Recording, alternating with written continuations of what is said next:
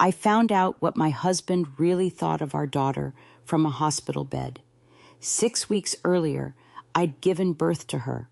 A truck ran a red light while I drove home, and I woke up with broken ribs and a cast on my arm. My husband was 10 minutes away on a call he didn't know I could hear, and he refused to come. 20 minutes later, my parents walked in, and they weren't empty-handed. The pain from my broken ribs came in waves, sharp when I breathed deep, dull when I stayed still. My left wrist throbbed in its brace. The hospital room at Frodtert smelled like antiseptic and the wilting flowers someone had brought that morning. I'd been drifting in and out of consciousness since the accident, each time waking to white ceiling tiles and the steady beep of monitors. This time I woke to Thane's voice. He stood in the hallway, just beyond my half-open door, phone pressed to his ear, speaking in the low register he used for important calls. My husband, Thane Garrison, 34, wearing the same crisp navy shirt he'd had on that morning, didn't notice I was awake. "I can't cancel now," he said. "The trip's been planned for weeks." A pause. Someone responding on the other end. "Yes, I know about the accident, but she's stable. The baby's a burden at the wrong time." I stopped breathing. Not from the rib pain, from the words. "Nora, our 6-week-old daughter, a burden. This isn't something I can postpone." Thane continued, his voice carrying that edge of finality I recognized from when he'd already made a decision and wanted the conversation over. "Everything's already in motion." I lay perfectly still, eyes half closed, pretending sleep while my brain cataloged every word. "Business trip," he'd said. He'd mentioned a business trip on Sunday before the accident. I'd been too exhausted from night feedings to pay attention to the details. But his voice didn't sound like business. "You need to understand, I'm an investigative journalist. I'd spent a decade at the Milwaukee Tribune learning to hear what people don't say, to notice the gaps between official statements and actual truth. I'd built my career on verifying sources under deadline pressure, on spotting inconsistencies in testimony, on trusting my instincts when something felt wrong. Every instinct I had was screaming." Thane ended the call and stepped into the room. His face transformed concern, replacing whatever calculation had been there a moment before. The shift was so smooth it would have been impressive if it hadn't been terrifying. "Hey," he said softly, moving to my bedside. "You're awake. How's the pain? Should I call the nurse?" I made myself focus on his face. Same dark eyes I'd looked into on our wedding day 4 years ago. Same careful smile. But I was seeing him differently now, through the lens of that phone call, and everything looked like performance. "Ribs hurt," I whispered, which was true. "Where's Nora?" "With your parents." He pulled the visitor's chair closer, settled into it with practiced ease. "She's fine. They've got everything under control. When can I go home?" "Doctor said maybe Thursday, if there's no complications." He reached for my good hand, squeezed it gently. "I have to leave town Tuesday for work, but I'll check on you before I go." Tuesday, the trip, already in motion. "Where are you going?" I asked, keeping my voice weak, confused. Let him think the pain medication was clouding my thoughts. "Chicago, just overnight. Client meeting that got pushed to this week." The lie came easily, no hesitation. "Your mom said she'd stay here Tuesday night, so you're not alone." How long does it take to stop recognizing the person you married? For me, it was the length of one phone call. I'd spent 4 years building a life with this man, and now every word out of his mouth felt like a script he'd memorized. He stayed for 20 minutes, making small talk about the accident driver, ran a red light, totaled my sedan. Miracle. I walked away with just broken ribs and a sprained wrist. He asked if I needed anything, offered to bring my laptop tomorrow so I could check work email, said all the right things in all the right tones. Then his phone buzzed. He glanced at the screen, stood quickly. I need to take this work thing. I'll be right back. He stepped into the hallway again, leaving his phone on the bedside table. 2 minutes later, the screen illuminated, a text message. I shouldn't have looked. But I'm a journalist who'd made a career out of looking at things people wanted hidden, and my husband had just called our infant daughter a burden to someone who wasn't me. The message preview was enough. Corbin Langley, confirming Tuesday 9 a.m. appointment as discussed. Bring documentation we reviewed. Corbin Langley. I'd never heard that name, but I knew how to find out who he was. A simple search, maybe 5 minutes with my phone once I could reach it. The phone screen glowed in the dim room. Not business, never business. From the hallway, Thane's voice filtered through again, lower now but still audible. No, she doesn't suspect anything. We're still on schedule. I lay there staring at that name, glowing on his phone screen. Corbin Langley, and felt my ribs ache with each shallow breath. I didn't know who he was yet, but I knew exactly how to find out, and I knew I wouldn't like what I found. 20 minutes later, my parents walked through that door with something I hadn't expected, proof they'd been watching him too. My parents walked through that hospital door 20 minutes after Thane left, and I knew immediately they hadn't come just to check on me. My father, Sterling Prescott, 63, a retired high school history teacher who'd spent 4 decades learning to spot when students were lying about their excuses, carried a small digital audio recorder in his right hand. My mother, Celeste, 61, followed behind him with the same careful expression she'd worn for 30 years, organizing children's library books by methodical systems. The kind of expression that meant she'd already cataloged every relevant detail and knew exactly where this conversation was heading. They both looked at me with something I'd never seen before. Protective fury held under tight control. "Where's Thane?" Mom asked quietly, glancing at the empty visitor's chair. "Left. Work call." I kept my voice neutral, watching them close the door behind them. "He's leaving Tuesday for Chicago, business trip." Dad set the recorder on my bedside table with deliberate care, like it was evidence in a trial, which I was beginning to understand it might be. "How much did you hear tonight?" Mom asked. So they knew. They knew I'd been awake, knew I'd heard something.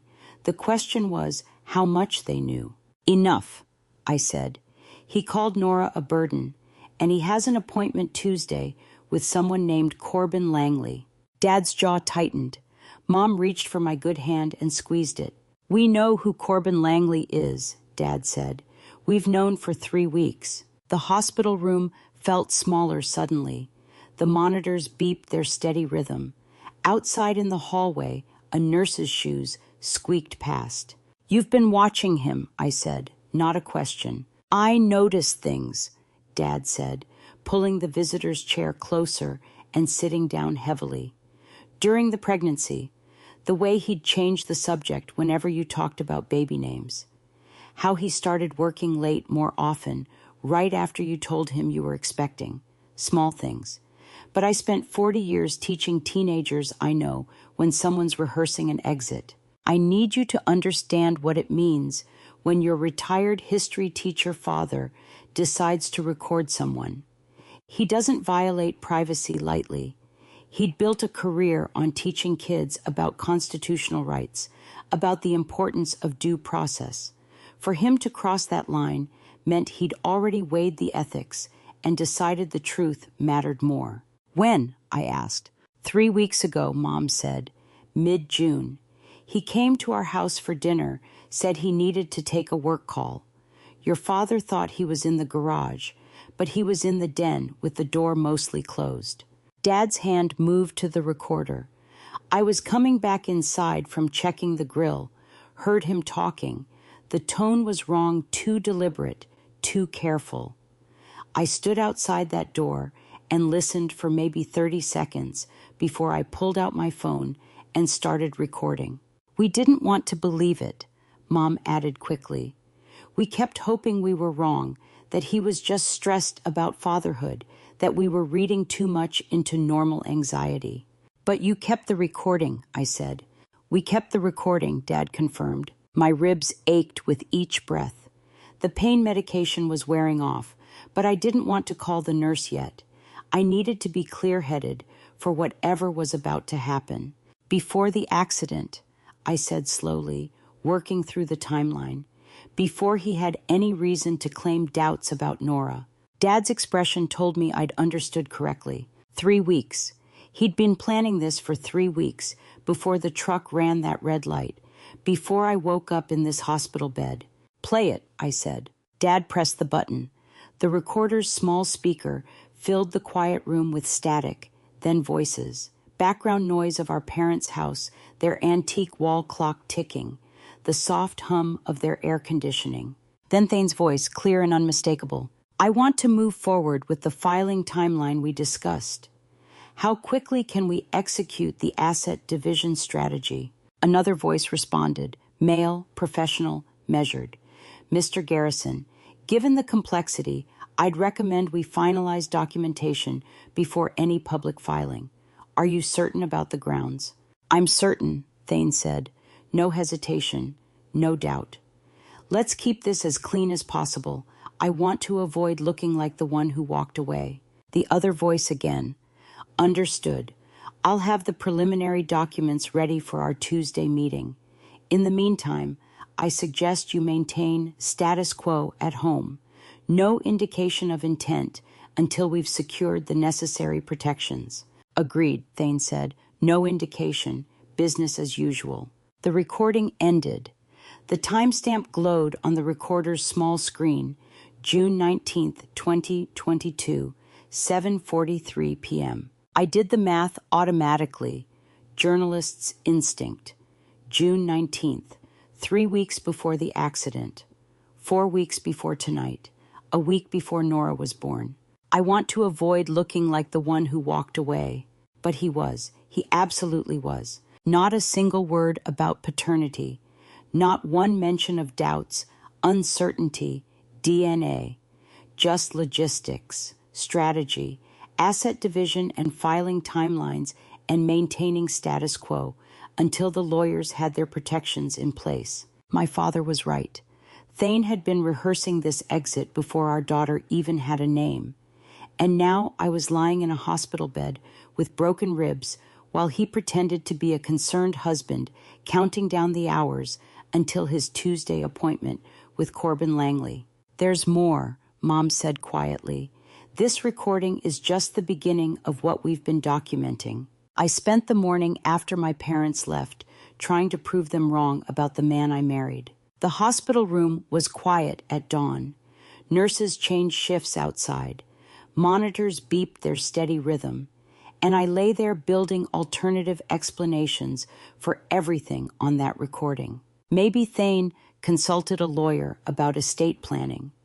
The accident had scared him mortality, suddenly real, with a newborn and a wife hospitalized.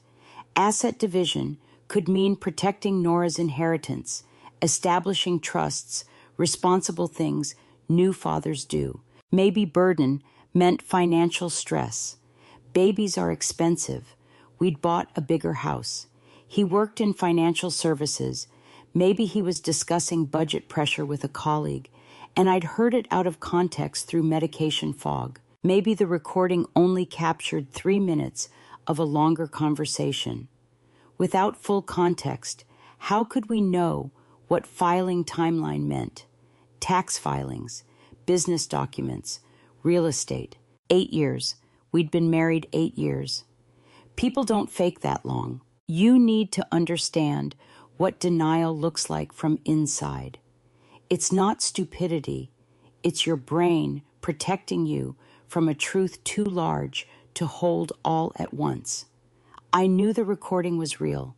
I knew Thane's voice, knew the tone he used when making plans. But accepting what it meant required dismantling my entire understanding of my life.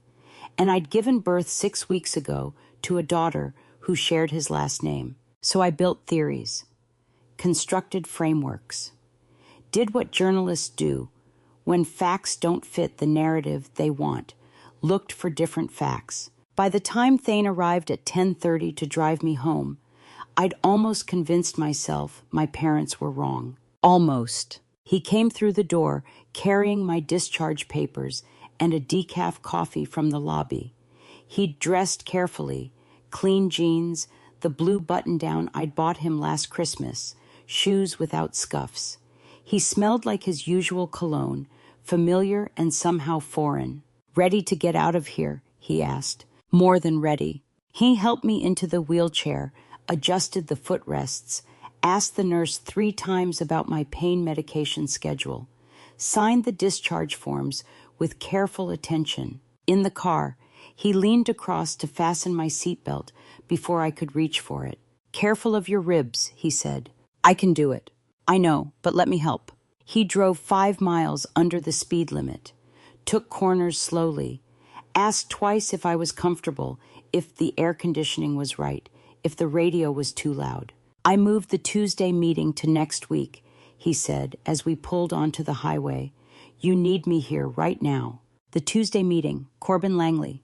"What meeting?" I asked casually. "Just work, nothing that can't wait." I'd spent a decade interviewing people who lied for a living.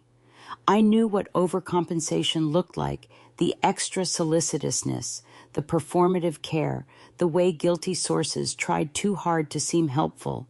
I knew it, and I was choosing not to see it. But I was seeing it anyway. We drove in silence. I watched him from the corner of my eye, his hands steady on the wheel, his expression calm, focused, appropriate. Everything about him was appropriate, like an interview subject who'd prepared answers before I asked questions. When we got home, he settled me on the couch with pillows supporting my ribs, brought water and medication, asked if I wanted lunch. "I want to know who Corbin Langley is," I said. His face froze for half a second. Then something shifted his expression, rearranging itself into pained vulnerability. He sat down across from me, leaning forward with elbows on knees, hands clasped, the posture of confession. "How did you find out that name?" he asked quietly. "Your phone. A text came through while you were in the hallway." He closed his eyes briefly, like gathering courage. When he opened them, they looked wounded. "He's a family lawyer," Thane said. "I've been seeing him for a few weeks. I didn't know how to tell you." "Tell me what?" "I've been having doubts about Nora, about whether she's mine." The words hung in the air. The air conditioning hummed. Outside, someone's lawnmower started. "You think she's not yours," I said flatly. "I don't know." He looked down at his hands. "There were times during the pregnancy when you were distant, working late, traveling for stories." I started wondering. The timing felt off. And when she was born and I looked at her, I couldn't see myself. "So you went to a divorce lawyer, a family lawyer," he corrected gently, "to understand my rights, to know my options if a test came back wrong." "You had a test done." "I had to know." His voice carried the exact right amount of guilt and pain. "I ordered a private DNA test 2 weeks ago, used samples from her pacifier and my toothbrush. The results are supposed to come next week." Too smooth. The words came out too smooth, like he'd practiced them in a mirror. "I couldn't be a father to a child who might not be mine," he said. "I know that sounds terrible, but I had to know the truth before I could move forward with anything." He looked at me with those pained, vulnerable eyes, saying he'd already done a private DNA test, that he'd been carrying this doubt for months. And I knew, the way I knew when a source was feeding me a planted story, that he'd rehearsed this exact moment. Every word, every pause, every flicker of manufactured shame. But what I didn't know yet was that someone else had been watching him rehearse, and they were about to reach out. I sat on that couch for 20 minutes after Thane left the room, listening to him move around upstairs, knowing his story was a lie, but not yet knowing how to prove it. Then my phone buzzed. The first message from the stranger arrived at 8:47 that evening, and it told me exactly where to look for the truth Thane was hiding. Unknown number, no contact name. The text was brief, specific. Ask him where he was Thursday evenings past 3 months. I stared at the message. Thursday evenings, not Tuesdays or weekends or last month. Thursday evenings for the past 3 months. Specific enough to be verified, vague enough to make me dig. Someone was feeding me a lead. I'd been getting anonymous tips for a decade at the Tribune. Sources who couldn't go on record but wanted information public. This had the same feel, deliberate, pointed, from someone with insider knowledge. But this time the story was my marriage. If you've ever received an anonymous tip, you know the first question isn't who sent it. It's whether you can verify what they're telling you. I pulled up my work calendar on my phone, scrolling back 3 months. April, May, June, Thursday nights. City council meetings. I'd been covering them every Thursday evening from 6 to 9 as part of a zoning investigation series. Regular assignment, predictable schedule. Every Thursday for 12 weeks straight, I'd been gone from the house for 3 hours. Thane had been alone. 3 hours every week when I wouldn't check on him, wouldn't call, wouldn't come home unexpectedly. 3 hours for 12 consecutive Thursdays.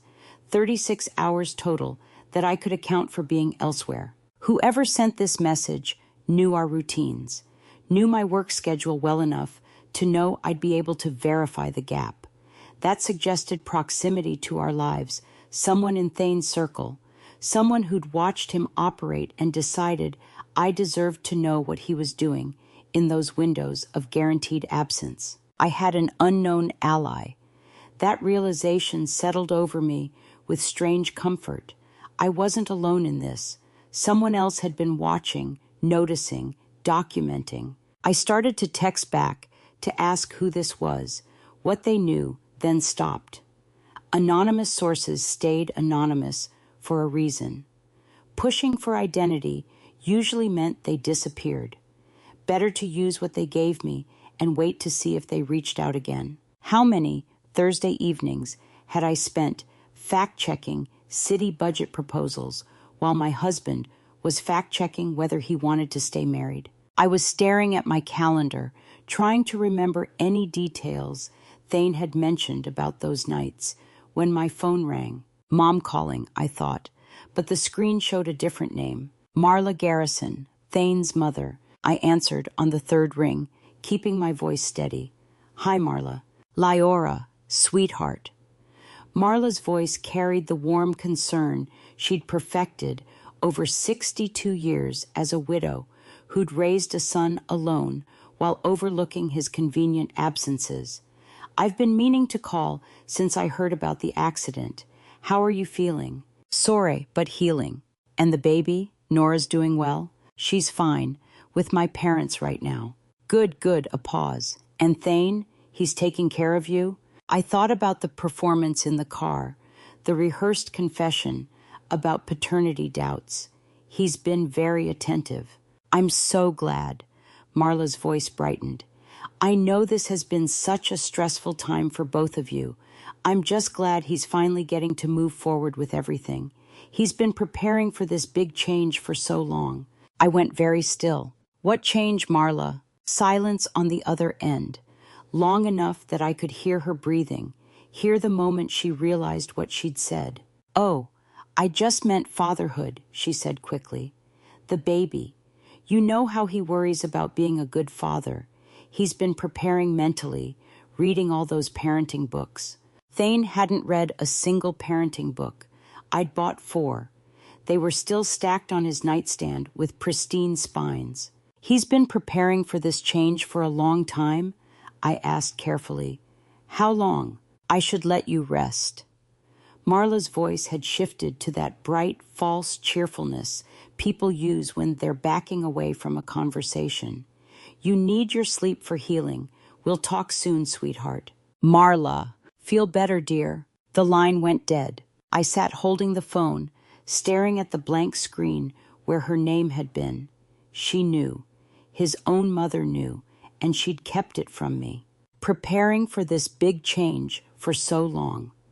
Not preparing for fatherhood, not preparing for a baby, preparing for something she'd assumed I already knew about, something she'd let slip because she thought it was already happening. The anonymous text, the recording my father had captured, Thane's too smooth confession about paternity doubts, and now his mother accidentally revealing that whatever he was planning, he'd been preparing for it long enough that she'd watched the process unfold. The line went dead before I could ask what Marla meant by preparing for so long, but the damage was done. Thane's mother knew about whatever he was planning. The question was, how many other people in his life knew, while I'd been walking around 7 months pregnant, completely unaware? And I was done waiting for the truth to arrive on its own schedule. I didn't sleep that night. Instead, I lay in bed listening to Thane breathe beside me and made a decision. At 9, the next morning, I opened my laptop at the desk in our home office and did what I'd spent a decade learning to do. I started investigating. I was going to treat my husband the same way I'd treated every other person who lied to me for a living. The laptop screen glowed in the quiet room. Thane had left for work an hour ago, or wherever he actually went when he said he was going to work. Nora was with my parents. I had time, space, and the skills I'd built covering corruption stories for the Milwaukee Tribune. I created a new file, password protected, timeline, verification needed. You have to understand, when your personal life implodes, professional training doesn't disappear. It becomes the scaffolding that keeps you standing. I couldn't process the emotional weight of what was happening not yet, not while I was still living in the same house as him, but I could do what I'd always done. I could fact check. Rule 1, verify everything. Trust nothing you can't document. I'd fact checked governors and CEOs. I could fact check my own husband. I opened a spreadsheet, set up columns, dates in the first column, then documented evidence, Thane's claims, gaps requiring verification, the same structure I used for any investigative story. Documented evidence went first, June 19, 2022, recording of Thane discussing asset division timeline and filing strategy with lawyer. No mention of paternity doubts or DNA concerns. July 10, 2022, evening. Text from Corbin Langley confirming Tuesday appointment. July 11, 2022, anonymous tip about Thursday evening pattern. July 11, 2022, evening. Marla Garrison's phone call revealing Thane has been preparing for this big change for so long. Thane's claims column was shorter. July 11, 2022. Claims to have had doubts about Nora's paternity for months. Says he consulted Corbin Langley to understand his rights. Claims he ordered private DNA test 2 weeks ago using pacifier and toothbrush samples. I stared at the 2 columns. The timeline didn't support his story. If he'd been planning divorce logistics on June 19th without mentioning paternity doubts, then the doubt story was fabricated later. A story is just facts waiting to be organized. A marriage, I was learning, could be the same thing. I pulled up our shared family calendar, the one where we'd always coordinated schedules, tracked Nora's pediatrician appointments, noted when one of us would be out late. I scrolled back 3 months. Thursdays, March through June, every Thursday from 6 to 9 p.m., my calendar showed the same entry, City Council coverage, 12 consecutive weeks, a regular assignment for my zoning investigation series. Thane's calendar on those Thursdays showed nothing. Blank spaces, no dinner meetings, no work events, no gym sessions, nothing scheduled. For someone who tracked every client lunch and conference call, the empty Thursday evenings stood out.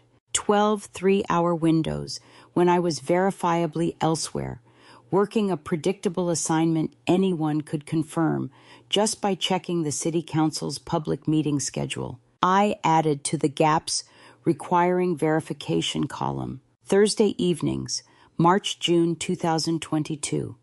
Where was Thane during these 6 to 9 p.m. windows when I had documented work obligations? Marla's comment, define so long. How many months has Thane been preparing?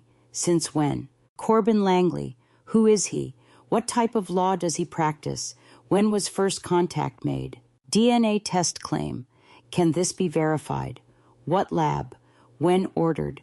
Results timeline. I reviewed what I had. The recording suggested divorce planning. The Thursday pattern suggested deliberate use of my absence. Marla's slip suggested his family knew. The anonymous tip suggested someone in his circle wanted me to know. The question was where to start. I could try to track the Thursday locations, but that would take time and might alert Thane if I started asking neighbors or checking credit card statements. I could press Marla for details, but she'd already shut down. Once pushing harder would just warn her to be more careful. No, start with the lawyer. Corbin Langley was the keystone. If I could verify who he was and what he specialized in, I could confirm whether Thane's paternity doubt story was even plausible. If Langley was corporate counsel or estate planning, Thane might be telling the truth about some confused consultation. But if Langley was a divorce attorney, then the whole story collapsed. I typed under action items. 1. Source check. Verify Corbin Langley's practice area.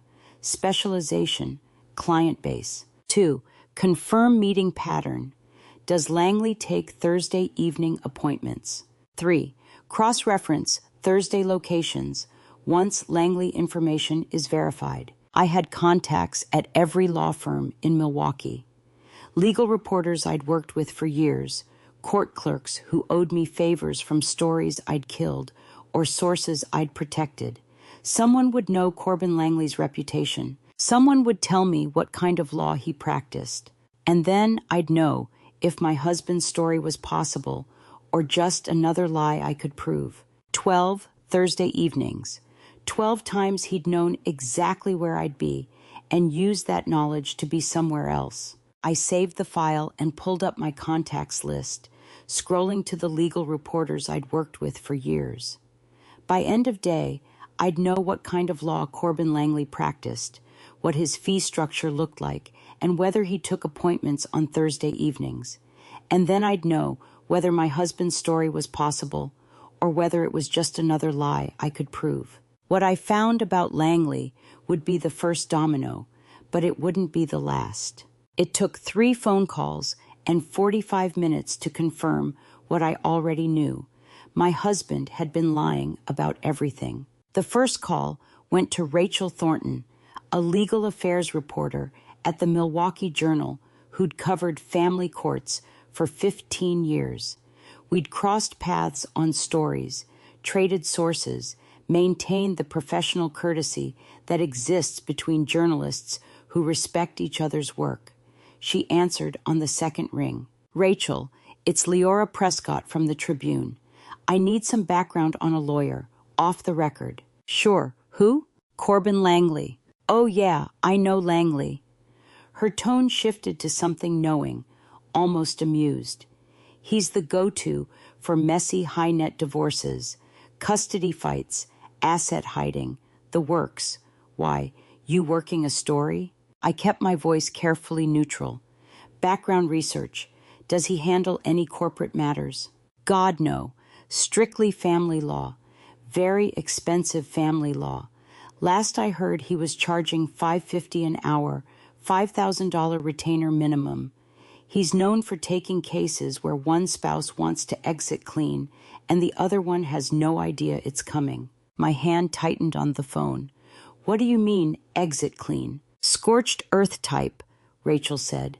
Helps clients position assets before filing, build custody arguments, document evidence of unfitness, real strategic stuff. He's good at making sure his clients get what they want when marriages end badly. When you're a journalist, you learn that truth has a certain velocity. Lies take time to construct. Facts arrive fast when you know who to ask. Thanks, Rachel, I said. That's helpful. Anytime. You need anything else on him, let me know. I hung up and stared at my notes. Corbin Langley, family law, high asset divorce specialist, custody battles, strategic exit planning. Not corporate counsel, not estate planning, not business law. Divorce. I made the second call to a contact at the courthouse, a clerk who'd helped me verify court filings for years when I was fact-checking stories. I asked about Langley's consultation schedule, framing it as general research into lawyer availability patterns. Langley does evening consults Tuesdays and Thursdays, she said, 6 to 9 p.m. Lots of his clients can't meet during business hours, so he accommodates. Premium rate for after hours, but people pay it. Thursday evenings, 6 to 9. Exactly when I'd been at city council coverage for 12 consecutive weeks. What about his retainer structure? I asked. $5,000 minimum for divorce cases. More if there's custody involved or complex asset division. I thanked her and ended the call. $5,000. He'd found $5,000 to hire a divorce lawyer while I was 6 months pregnant. I pulled up our joint bank account on my laptop, scrolling back through transactions. March, April, May. Looking for a $5,000 withdrawal or transfer that I'd somehow missed. Nothing. No unusual withdrawals. No transfers to law firms. No checks written to Langley's practice, which meant the money had come from somewhere I didn't have access to. An account I didn't know about. Funds he'd been hiding. I added to my investigation file, retainer payment source, not joint account. Query, where did $5K come from? Then I sat back and let myself process what Rachel had said. Langley was known for custody battles, for helping clients fight over children in divorces, for strategic positioning before filing. You don't hire a custody specialist for a child you think isn't yours. If Thane truly doubted Nora's paternity, if he genuinely believed she might not be his daughter, he wouldn't need someone who specialized in custody litigation. He'd just need a lawyer to help him exit the marriage. No custody battle required for a child who wasn't his. But Langley's entire reputation was built on helping fathers secure or limit custody arrangements. That was his specialty, the reason people paid his premium rates. Thane had hired him knowing exactly what kind of lawyer he was, which meant Thane had been planning custody strategy for Nora, planning how to fight over her, or planning how to position himself advantageously in a custody arrangement, before he ever claimed to doubt she was his. I opened my timeline file and added the new information. Corbin Langley, verification, specialization, family law, high asset divorce, custody battles, fee structure, $550 an hour, $5,000 retainer minimum, consultation hours, Tuesday and Thursday evenings, 6-9 p.m., reputation, strategic divorce planning, asset positioning, custody litigation, client profile, spouses seeking clean exit while partner unaware, retainer payment, $5,000, source unknown, not from joint account. Conclusion, Thane hired divorce/custody specialist while I was pregnant. Payment from hidden funds. Consults during my Thursday work schedule. Story about corporate counsel or paternity doubt fabricated. Not company business. Never was. I typed it and watched the cursor blink after the period like a heartbeat. 3 calls, 45 minutes, and every piece of Thane's story had collapsed under the weight of basic fact-checking. He'd lied about what kind of lawyer Langley was. He'd lied about why he needed a lawyer. He'd lied about the paternity doubts, because you don't hire a custody battle specialist for a child you think isn't yours. You hire that specialist when you know exactly whose child she is and you're planning your strategy for what happens next. I sat there, looking at the words I'd just typed, at the confirmation I'd spent 45 minutes gathering. Thane hadn't hired a corporate lawyer.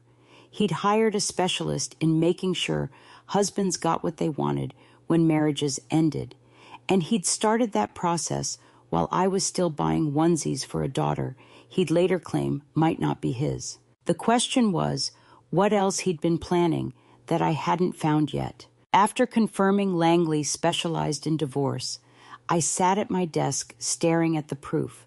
Then I heard Nora crying downstairs and went to find my husband. I started noticing it on the 7th day. My husband couldn't look at our daughter without flinching, and not because he doubted she was his. It was afternoon. Nora was in her bouncer, fussing that escalating cry that meant she wanted to be held. Thane sat 6 feet away on the couch, laptop open, ostensibly working. His screen showed email. His fingers weren't moving. The crying got louder. I didn't look up. I stood in the doorway, watching. 30 seconds, 45. A full minute of Nora crying while Thane stared at his screen without typing, without moving, without acknowledging she existed. "Can you pick her up?" I asked. "I need to grab her bottle." I was already standing, closing the laptop. "I have a call in 5 minutes. Better if you do it." He walked past me, past the crying baby, headed upstairs. I heard the bedroom door close. There was no call scheduled. I'd checked our shared calendar that morning. I picked up Nora, felt her settle against my shoulder, and I thought about what I'd just witnessed. A father who thought his daughter might not be his would stare at her. He'd search her face for his features, for proof. He'd be obsessed with the question. He wouldn't be able to look away. If you've ever loved someone, you know what uncertainty looks like. It doesn't look like indifference. It looks like you can't look away. Thane wasn't looking. I put Nora down for her nap, then went back to my investigation file and started reconstructing a different timeline. Not when Thane started planning divorce, when he started pulling away from the baby. I scrolled through my calendar, text messages, the pregnancy journal I'd kept. March 20th, the 20-week ultrasound, the last one Thane attended. After that, he'd said work was too busy, but his work calendar showed no major projects until May. He'd had the time. He'd chosen not to come. April. I'd texted him. "She's kicking like crazy. Want to feel?" He'd replied, "In a meeting. Later." Later never came. I stopped asking after 3 ignored offers. May. He'd stopped touching my belly entirely, stopped asking how I felt, stopped using "our" when he talked about the baby, started saying the baby or just she without possessive pronouns. June, the recording, asset division, filing strategy, no mention of paternity. The withdrawal had started in March, 4 months before he claimed to have doubts. How long does it take to stop loving your own child? Apparently, with enough practice, about 4 months. I went back downstairs. Thane was in the kitchen making coffee. Nora had woken from her short nap, was fussing in her bassinet near the window. Late afternoon sun lit up her tiny face. I watched Thane pour his coffee, add cream, check his phone, do everything except glance at the bassinet 6 feet from where he stood. A man who doubted paternity would need to look, would study, would search for certainty in the shape of her nose, the color of her eyes. Thane's studied indifference was something else. It was practice. How was training himself not to care, rehearsing the emotional distance he'd need to walk away without breaking, building the detachment in small doses, skipping ultrasounds, avoiding her kicks, not holding her, not looking at her, so that when he finally left, it would feel like leaving a stranger instead of his daughter. Doubt looks like obsession. You search for answers. You can't stop looking. You agonize. You need to know. This wasn't doubt. This was a man who already knew the answer and was pretending not to, because the pretense gave him permission to act like she wasn't his, even though she was. "She's crying," I said. Thane looked up from his phone. "Sorry, what?" "Nora, she's crying." He glanced toward the bassinet barely, just a flicker, then back to me. "Can you get her? I need to take this upstairs." He gestured at his phone. "Work thing." There was no call coming in. The screen showed email. But he was already walking away, already heading for the stairs, already choosing any excuse to not be in the same room as his 6-week-old daughter. I wasn't afraid she wasn't his. I was afraid she was, and he was leaving anyway. I picked up Nora, felt her settle against me, and watched my husband disappear up the stairs. The realization settled like cold water. Everything I'd been interpreting as crisis was actually strategy. The lawyer consultations, the emotional withdrawal, the rehearsed distance. None of it was impulsive. All of it was planned. This wasn't a man wrestling with paternity doubts. This was a man who'd decided months ago that fatherhood wasn't what he wanted. And everything since the lawyer, the recording, the DNA story, was just the machinery of his exit. He'd spent 4 months training himself not to love his own daughter, so that when he walked away, he could tell himself it didn't hurt. I watched him walk past her bassinet without a glance, heard him close the bedroom door on her crying, and understood something that made my ribs ache worse than the accident had. And while I was figuring that out, someone else was sending me proof of where all that machinery had been built. That evening, after watching Thane walk away from his crying daughter for the 3rd time, I knew what I was seeing. Rehearsal, not doubt. Practice at not caring. Then my phone buzzed. The second message from the stranger arrived at 9:13 that night with a single sentence that would crack open the timeline of my husband's betrayal. Unknown number. Same contact that had told me about Thursday evenings. This time the message was even more specific. Check secondary bank account under his name. Opened April. I stared at the text. Not just any account. One opened in April specifically. Someone wanted me to pay attention to that timing. When someone tells you to check a specific month, they're not guessing. They know the date matters. They know what you'll find when you do the math. Who had access to his banking records? Lawyer's office staff, bank employee, someone close enough to Thane to know the dates mattered. I didn't text back. Instead, I opened my laptop and logged into our joint bank account, the one we'd shared for 8 years, the one where both our paychecks were deposited, the one we used for mortgage and groceries and everything that made up our shared life. I filtered transactions by date, starting April 1st. There, April 15th, transfer, $3,000 to account ending in 7392. April 22nd, transfer, $5,000, same account. April 29th, transfer, $4,000. I scrolled down. May, June, July. Every week, some to an account number I didn't recognize. I pulled up my calculator and started adding. $53,000. $53,000 had left our joint account since April 15th and gone to an account I couldn't access, couldn't see, didn't know existed. $53,000. That's what our marriage was worth to him.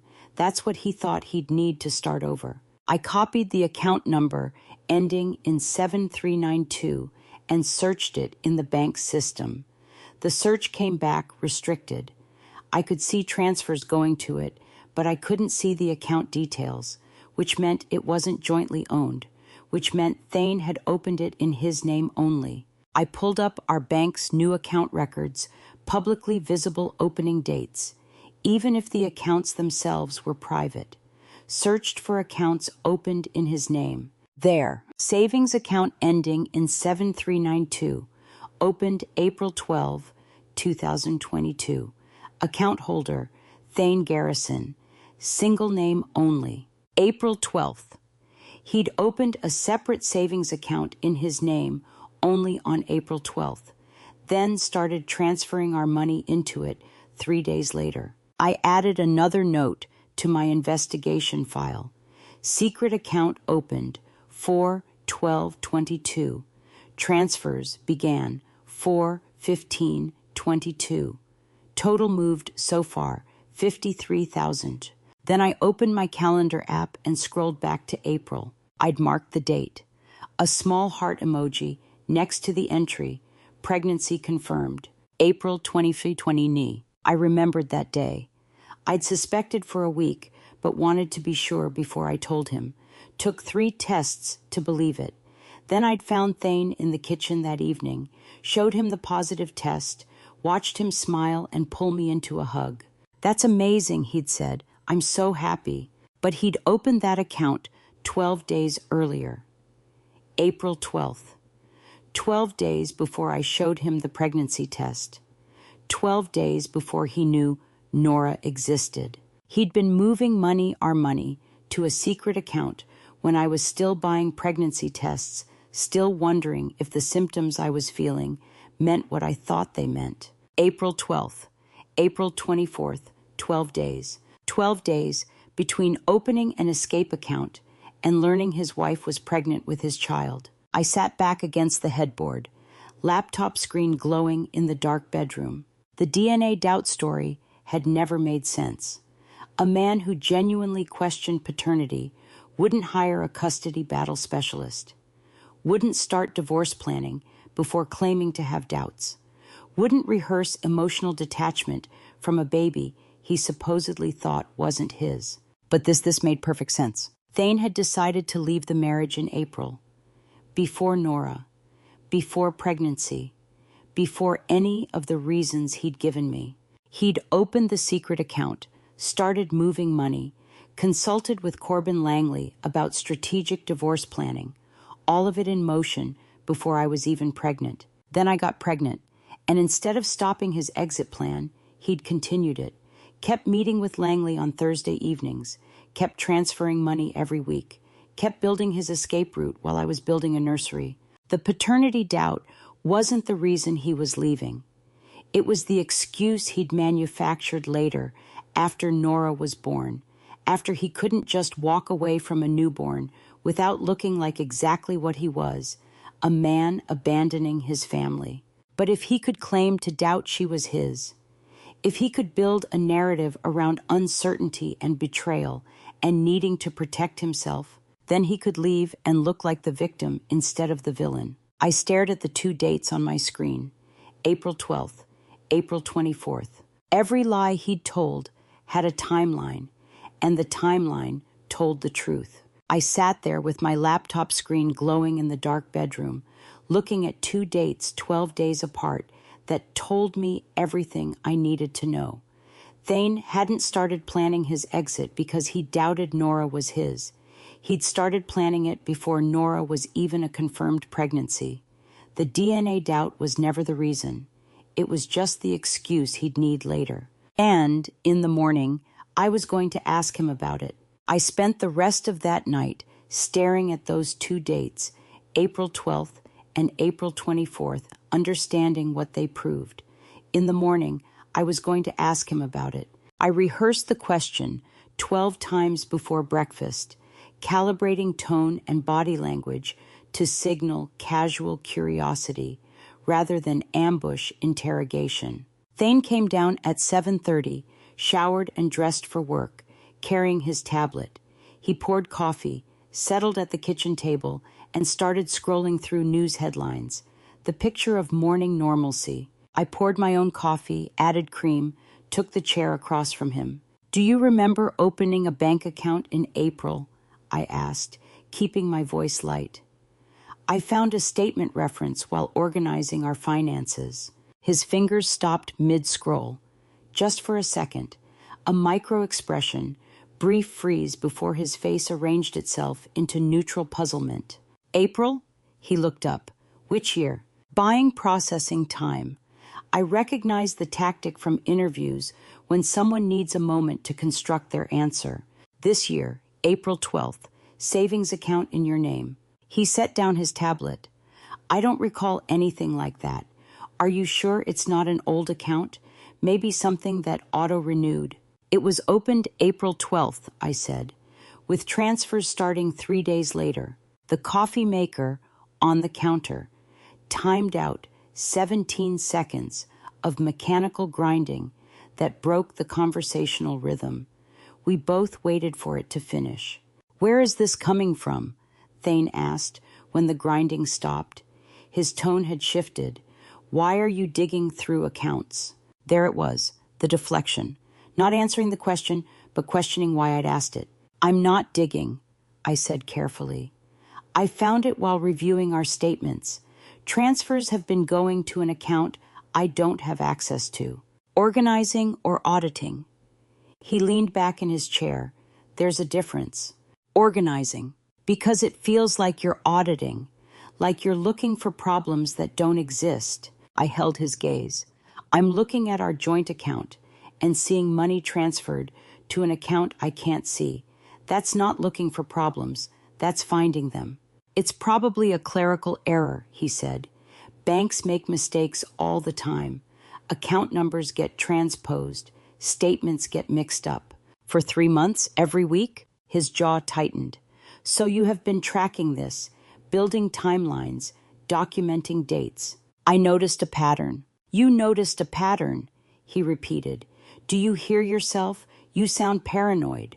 The morning sun came through the kitchen window at an angle, hitting his left hand where it rested on the table. His wedding ring caught the light, small flash of gold that I tracked like an evidence photographer cataloging details. The account was opened April 12th, I said. That's 12 days before I confirmed the pregnancy. Something flickered across his face. So now you're timing everything? Building a timeline around a pregnancy test? I'm stating facts. You're building a conspiracy theory. He stood, took his coffee cup to the sink. This is exactly what I was afraid of. What were you afraid of? You turning into someone who sees conspiracy everywhere. He rinsed the cup with deliberate care. Your mom and dad have you spinning out. They've always been suspicious of me, and now they have nothing to do with this. Don't they? He turned to face me. You've been different since the accident, since they came to the hospital. Distant, accusatory, looking at me like I'm some kind of criminal. I watched him reframe my investigation as my problem. Classic gaslighting, make the evidence gatherer the issue instead of addressing the evidence. Trust is foundational, he continued, his voice softening to that concerned tone he used when he wanted to sound reasonable. Without it, we have nothing, and right now, you're showing me you don't trust me at all. The familiar pattern settled over me. My evidence becomes my character flaw. My questions become my instability. My investigation becomes proof I'm the problem. I'm worried about you, he said, coming back to the table but not sitting. This obsession with accounts and timelines and whatever narrative you're building, it's not healthy. You just had a baby 6 weeks ago. You were in a serious accident. Maybe you need to talk to someone about postpartum anxiety. Postpartum anxiety. He was pathologizing my investigation now, making my fact-checking a symptom of mental illness. I recognized the tactic. Make her distrust herself before she distrusts him. I said nothing, just drank my coffee and watched him watch me, waiting to see if I'd defend myself, if I'd argue, if I'd engage with the narrative he was constructing, where I was the unstable one and he was the concerned husband. I didn't. The silence stretched. Thane's expression shifted from concern to mild frustration. Let's talk about this later, he finally said, when you're calmer, when you've had time to think about what you're actually saying. He picked up his tablet, his briefcase. kissed my forehead on his way to the door performance of normalcy, of a husband leaving for work after a minor misunderstanding. "I love you," he said. "I'm on your side. I just need you to remember that." The door closed behind him. I sat there at the kitchen table, coffee cooling in front of me. I lifted my wrist, checked my watch. My pulse was steady at 68 beats per minute. Calm, controlled, my body confirming what my mind knew. I wasn't the unstable one. I didn't argue. I didn't defend my sanity or justify my questions. I simply added gaslighting re-April account to my mental file and watched him leave for work, believing he'd won. After Thane left, I sat at that kitchen table for 10 minutes, mentally filing his gaslighting tactics. Then I called my father and asked if I could come over. I had questions about the recording. My father answered the door with the expression I'd seen exactly twice before, when I broke my arm at 14 and when my college boyfriend cheated. Protective fury held under careful control. "Come in," he said. Mom was waiting in the living room of their Wauwatosa home, already standing, already knowing why I was there. They'd been expecting this conversation. I sat on their familiar couch, in the same spot where I'd done homework through high school, where I'd told them I was engaged to Thane, where I'd announced I was pregnant. Now I was here to ask how they'd gotten evidence my husband was planning to leave me. "How did you get that recording?" I asked. "Where did it come from?" Dad and Mom exchanged a look, the kind of silent communication that comes from 40 years of marriage. Then Dad sat down in his chair, leaned forward with his elbows on his knees. "I've been paying attention longer than you think," he said. "What does that mean?" "Your father noticed things I missed," Mom said quietly. She sat beside me, close enough that our shoulders touched. Dad pulled a small notebook from the drawer in the side table, spiral-bound, the kind he used to carry when he was teaching, when he was tracking student attendance and homework patterns. 20 pages of fatherhood, repurposed as detective work, love disguised as data. "March," he said, opening to the first page. That's when I saw him check out. Not sudden gradual, like dimming a light. He stopped engaging when you talked about the pregnancy, started finding excuses to leave the room when you mentioned baby names. I looked at the neat handwriting, dates, observations. March 15. T left room when L discussed nursery colors. March 22. T declined to attend ultrasound. Cited work calendar showed no conflicts. "You've been building a file on my husband," I said. "I've been watching my daughter's husband pull away from her," Dad corrected, and I didn't know if I was seeing things or if my instincts were right, so I started documenting. "When did you make the recording?" 6 weeks ago, mid-June. He came over for dinner, said he needed to take a work call, went out on our deck. I was in the garage, came back inside, heard him through the window. Dad's voice was steady, factual. He was talking about account transfers, filing strategy, not work, strategy for leaving you. "You recorded it." I pulled out my phone and started recording through the window. I was in the garage. He was on the deck. He didn't know. Mom's hand found mine. "We didn't want to be right. We kept hoping we were wrong, that we were being paranoid. But you kept the recording," I said.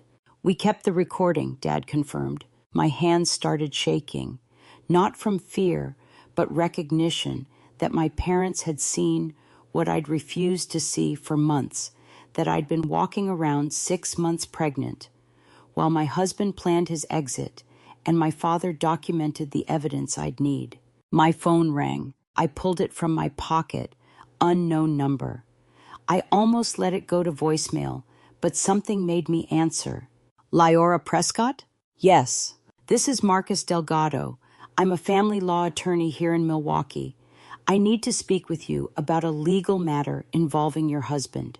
I'd been bracing for something like this since the night I saw Corbin Langley's text on Thane's phone. Still, hearing a stranger's voice made everything real in a way it hadn't been before. "I'm listening," I said. Dad and Mom both looked at me. I mouthed, lawyer. I was contacted an hour ago by Corbin Langley, the attorney representing Thane Garrison, Delgado said. His voice was professional, measured. They're threatening to file a divorce petition with a custody challenge, and I'd like to represent you before that happens. The words landed like ice water. Custody challenge. Yes, they're using your recent behavior as grounds, specifically your investigation into financial accounts, your questioning of your husband, what they're calling obsessive and unstable behavior. They're framing your evidence gathering as unfit parenting. I looked at my father's notebook sitting on the coffee table. 20 pages of dates and observations. The same kind of documentation I'd been building on my laptop. They want to settle within 10 days, Delgado continued. Amicably, they say. If we don't agree to their terms, they file formally and pursue full custody based on maternal instability. Maternal instability, I repeated. Your late nights researching, the timeline you've been building, the account searches, they have documentation of your investigation, and they're positioning it as evidence you're not fit to parent. 10 days. He'd given me 10 days to surrender or lose my daughter. What are their settlement terms? I asked. We should discuss that in person. Can you come to my office tomorrow? I'll be there. 9 a.m. I'll text you the address. I hung up. I sat there holding my phone, looking at my father's notebook, thinking about the morning's conversation in my kitchen when Thane had called me paranoid and obsessive and suggested I had postpartum anxiety. He'd been building this narrative. Every question I asked, every piece of evidence I found, he'd been documenting my investigation so he could use it against me, make me look unstable, make himself look concerned, turn my truth-seeking into proof I was unfit. Langley's voice echoed in my head. They're not bluffing. Thane has documentation your late nights, the account searches, the timeline you've been building. He's framing your evidence gathering as unfit parenting. I looked at my father's notebook, then at my phone. Thane had turned my investigation into his weapon. That night, after Langley's call about the custody threat, I drove home and stood in my kitchen staring at the calendar on the wall. Thane had weaponized my investigation. Now I had 10 days to decide how to respond. I circled day 19 in red marker. The deadline then drew a line through every day between now and then, counting down like a prisoner, marking cell walls. 10 days to settle or face a custody challenge based on my obsessive behavior. 10 days to capitulate to whatever terms Thane's lawyer was offering, or watch him use every piece of evidence I'd gathered as proof I was unstable. I stared at that number, 10. Why 10? Why not 7 or 14 or 30? I pulled out my laptop and searched. Legal requirements for divorce settlement negotiations, Wisconsin. There weren't any. No statute requiring 10-day notice. No legal framework making that deadline meaningful. It was arbitrary. Artificial pressure designed to make me panic, make mistakes, accept unfavorable terms before I had time to think. Thane wanted me scared and rushing, wanted me to believe the clock was ticking on my ability to keep my daughter, wanted me focused on the deadline instead of on the evidence. The 10-day deadline was psychological warfare, not legal requirement. I added it to my investigation file. 10-day settlement demand, no legal basis, pressure tactic. My phone buzzed. Unknown number. The same contact that had told me about Thursday evenings, about the April account, my anonymous ally. I opened the message. He already has DNA results from before your hospitalization. Check clinic on Highway 5. I read it 3 times. DNA results, before hospitalization, before the accident, before the hospital room where he'd looked at Nora and claimed doubt. Who sends anonymous tips with this level of detail, and why now, when the deadline tightens like a noose? I typed back, Which clinic? Name. 3 minutes passed. Then, Paternity Now Express, June. June, a month before the accident. 6 weeks before his hospital performance. I opened a new browser tab, searched. Paternity Now Express Highway 5, Milwaukee. There, a clinic in a strip mall between a payday loan place and a dollar store. Highway 5, the kind of commercial strip where anonymity is the product. Quick clinics, no questions, cash or credit. Website advertised, results in 3-5 business days. Complete discretion, no appointment necessary. I pulled up our shared credit card account, the one we both used for everything from groceries to gas. Filtered transactions by merchant name, Paternity Now. Nothing. Filtered by amount, trying their price range, 200-500. There, June 19, 2022. Charged to PNE Labs LLC for $395. I opened a new tab, searched PNE Labs. Paternity Now Express, corporate name, June 19th. I pulled up my calendar, scrolled back. Nora had been born July 3rd. June 19th was 2 weeks before her birth, 3 weeks before the accident that put me in the hospital, a month before Thane stood at my bedside and said he wasn't sure she was his. He'd ordered the DNA test while I was still pregnant. I searched Paternity Now's website for their testing options. Found it.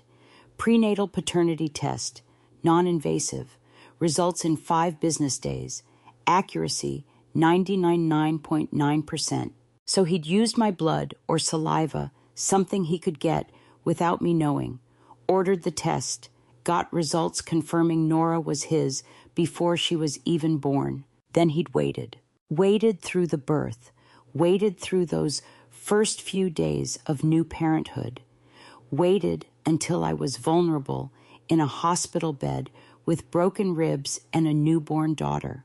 And then he'd perform doubt, the accusation, the distance, the claim that he couldn't be sure, that he needed time, that he had to protect himself from the possibility she wasn't his. All of it theater, all of it manufactured, all of it designed to create grounds for divorce that made him look like the victim, the betrayed husband, the man who'd been deceived, the father protecting himself from a child who might not be his. Except she was his. He'd known it since June 19th, before I gave birth, before the accident, before any of the trauma he'd put me through. I sat back in my desk chair, the credit card statement glowing on my screen. $395 just to Paternity Now Express, June 1932. Thane had gotten DNA confirmation before I even went into labor, which meant the hospital bedside doubt, the cruelty, the accusation, the way he'd made me feel like I'd somehow betrayed him. All of it had been performance, calculated, rehearsed. He'd orchestrated a trauma he knew was false. The recording from my father showed divorce planning. The April account showed financial preparation. The Thursday meetings showed strategic timing. And now the DNA test from June, showed that even the paternity doubt, the emotional centerpiece of his exit narrative, was premeditated fiction.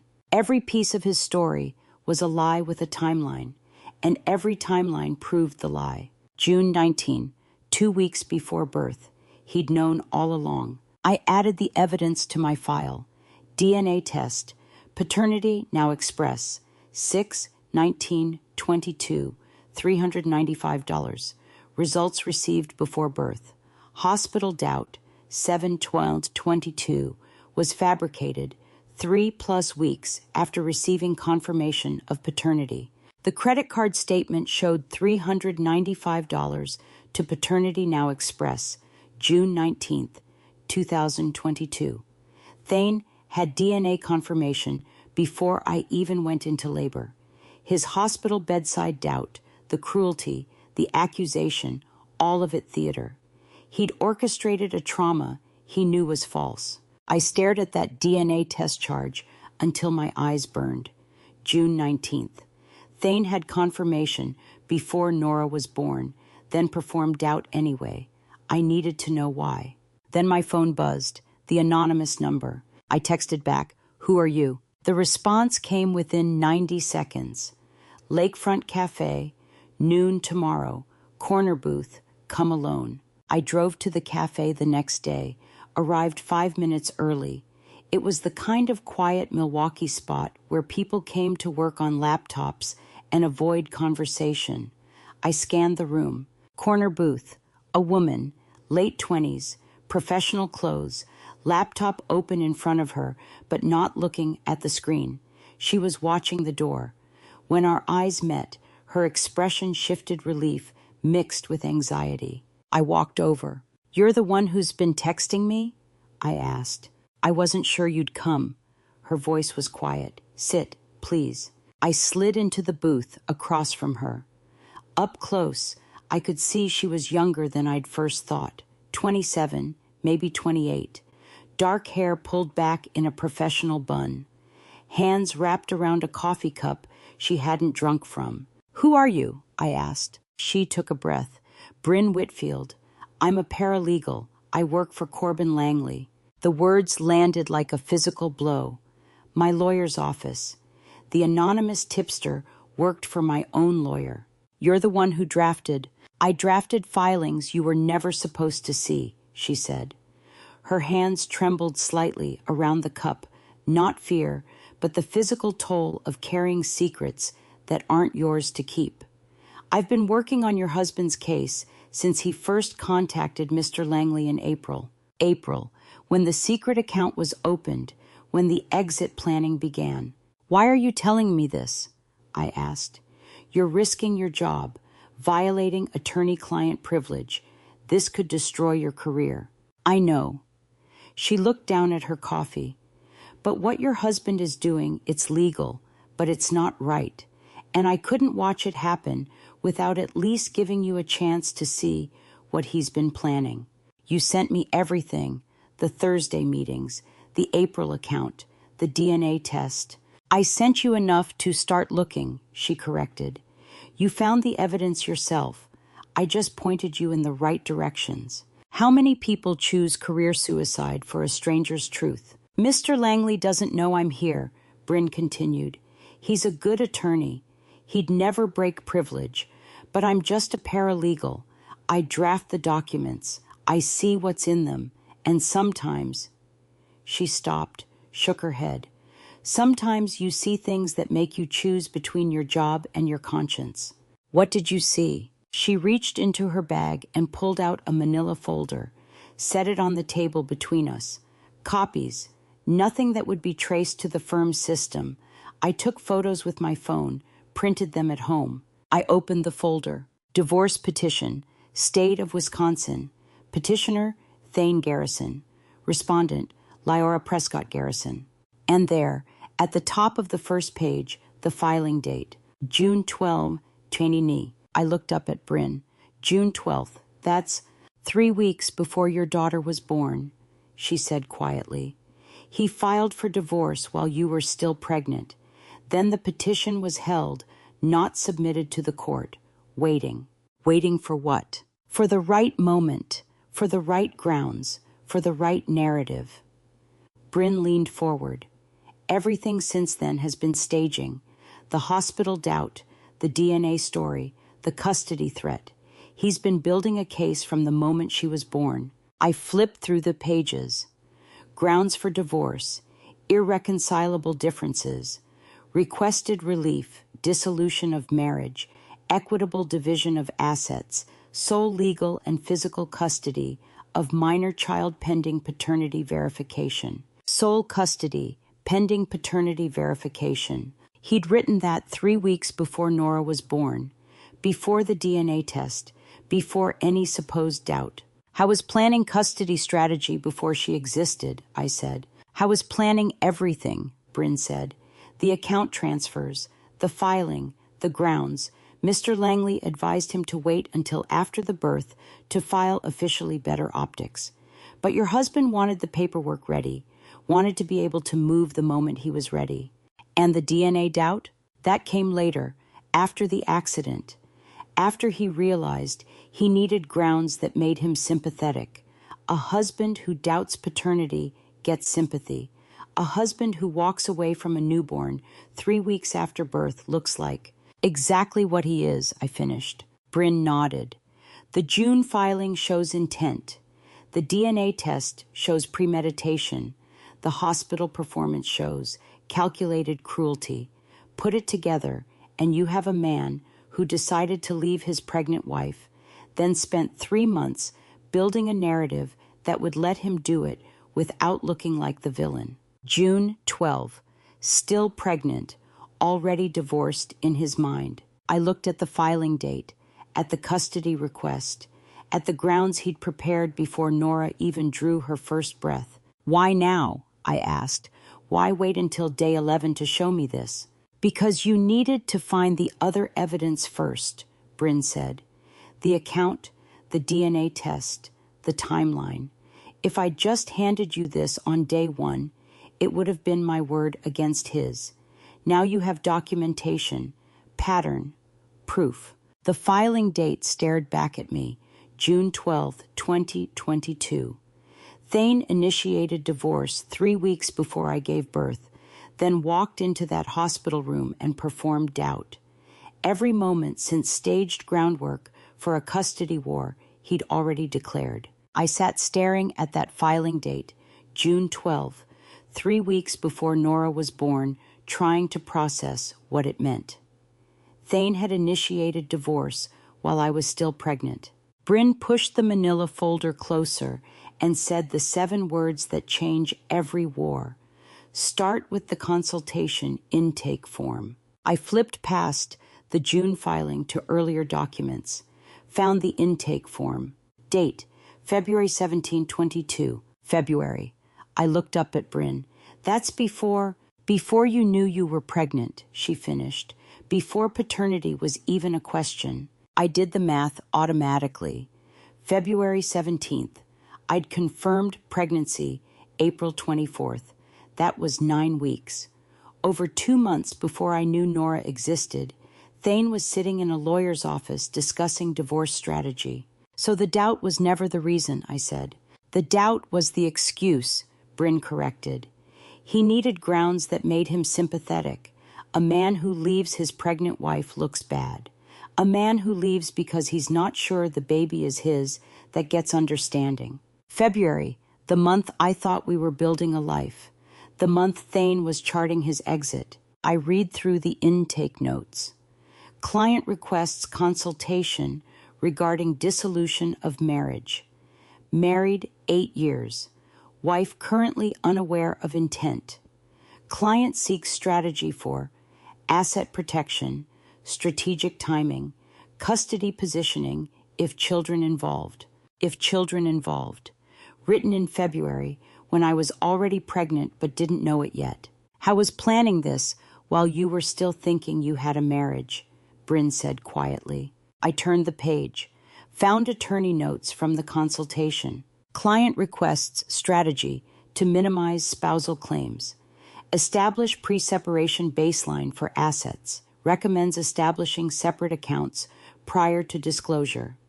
Documentation of emotional distance advised. Documentation of emotional distance. That's what I'd seen starting in March. The withdrawal from ultrasounds, the lack of interest in baby names, the way he'd stopped touching my belly, stopped asking how I felt. He'd been documenting emotional distance on purpose, creating a paper trail that showed our marriage was already failing before he filed. Evidence that the divorce wasn't sudden abandonment, but the natural conclusion of a deteriorating relationship. Except the relationship had been fine. I'd been happy. I'd been planning a nursery while he was planning an exit. The paternity doubt was never doubt, Bryn said. It was strategy, a way to walk away that made him look like the victim instead of the villain. I kept reading. Client concerned about asset division. Currently, joint checking $127,000, joint savings $89,000, investment accounts $340,000, mixed individual and joint. Client requests guidance on protecting assets prior to filing. Attorney recommendation. Establish separate accounts. Transfer funds in increments below reporting thresholds. Document marital discord timeline. Consider filing grounds that position client favorably for custody if applicable. I flip to the next page. Asset transfer worksheet. Account A. Opened 4/12/22. Transferred $87,000 over 8 weeks, April-June. The $53,000 I'd traced myself had only covered transfers through mid-May. The April account, the one the anonymous tip had led me to, but there was more. Account B, opened 3/8/22, transferred $118,000 over 12 weeks, March-June. Account C, investment vehicle, opened 3/15/22, transferred $55,000 over 10 weeks, March-May. Total assets repositioned, $260,000. $260,000, I said aloud, while I was pregnant. Transferred systematically, Bryn said. Small enough amounts to avoid triggering bank alerts, spread across enough time to look like normal account management if anyone questioned it. 87,000, 118,000, 55,000. Theft itemized like grocery receipts. He stole $250,000 from our marriage before our daughter was born, I said. Bryn nodded. And he documented it all through his attorney, made it look like legitimate asset protection instead of what it actually was. I stared at the numbers.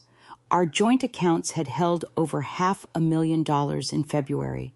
By June, when he filed for divorce, he'd hidden almost half of it in accounts I couldn't access, couldn't see, didn't know existed, and I'd noticed nothing.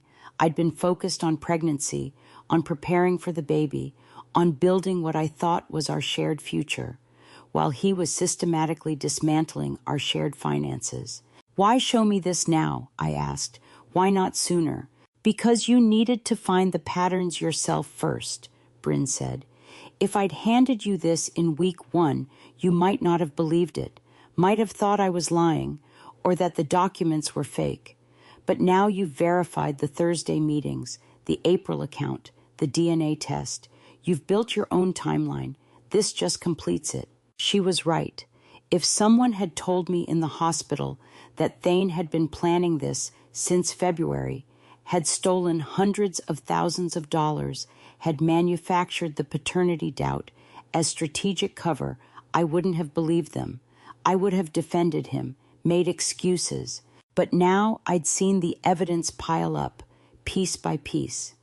The recording, the account transfers, the lawyer consultations, the DNA test dated before Nora's birth, the filing dated while I was still pregnant.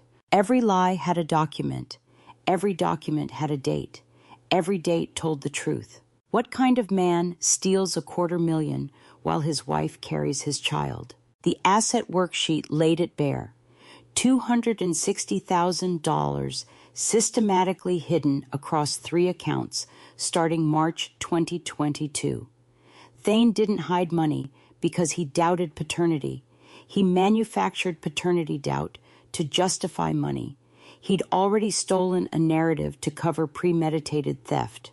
The revelation about the hidden accounts still burned in my mind when Thane's lawyer sent the formal notice. Not a text, not a phone call, a courier-delivered envelope marked urgent legal matter that arrived at my apartment Tuesday morning, 2 days after I'd traced the final account. Inside, official divorce papers, filed, signed, time-stamped, June 12, 2022. My phone rang before I'd finished reading the first page. Thane's number. I almost let it go to voicemail, but something instinct maybe made me answer. You got the papers. Not a question. His voice carried that particular blend of condescension and manufactured concern that used to make me doubt myself. I wanted to explain, before you heard it from someone else. You've already filed. I kept my tone neutral, pleasant even. What's left to explain? The custody arrangement. A pause, calculated. Liora, I've consulted with 3 family law attorneys. They all agree, given the circumstances, Nora's best interests require careful evaluation. Circumstances. Such a clinical word for calling your wife a liar about your own child's paternity. What circumstances, specifically? I set the papers down, switched the call to speaker, opened my notes app. Document everything. Marla Garrison's first rule. Your obsessive behavior regarding the DNA test. Each word precisely enunciated, like he was reading from a script, probably was. The harassment of my parents, the unfounded accusations about finances. It demonstrates an unstable mindset that could impact Nora's development. Harassment. I'd asked his parents twice if they knew about the hidden accounts. Unfounded accusations. I had bank statements, transaction histories, signed applications in his handwriting. I see. 2 words. Let him fill the silence. The attorneys recommended a comprehensive custody evaluation, he continued. Independent psychological assessments for both of us, home studies, character references. The whole process takes about 6 months, but it's necessary to establish fitness. 6 months. Long enough for memories to fade, for his narrative to solidify, for witnesses to forget exact dates. Long enough for him to position himself as the reasonable parent protecting their daughter from an unstable mother. Did you catch that shift? He's not questioning paternity anymore. He's weaponizing my response to his accusation. The DNA doubt was never the endgame. It was set up. How do you fight someone who turns your defense into evidence against you? Or, I said quietly, we could skip the 6-month evaluation and just do the DNA test. Silence. Actual silence, not the calculated kind.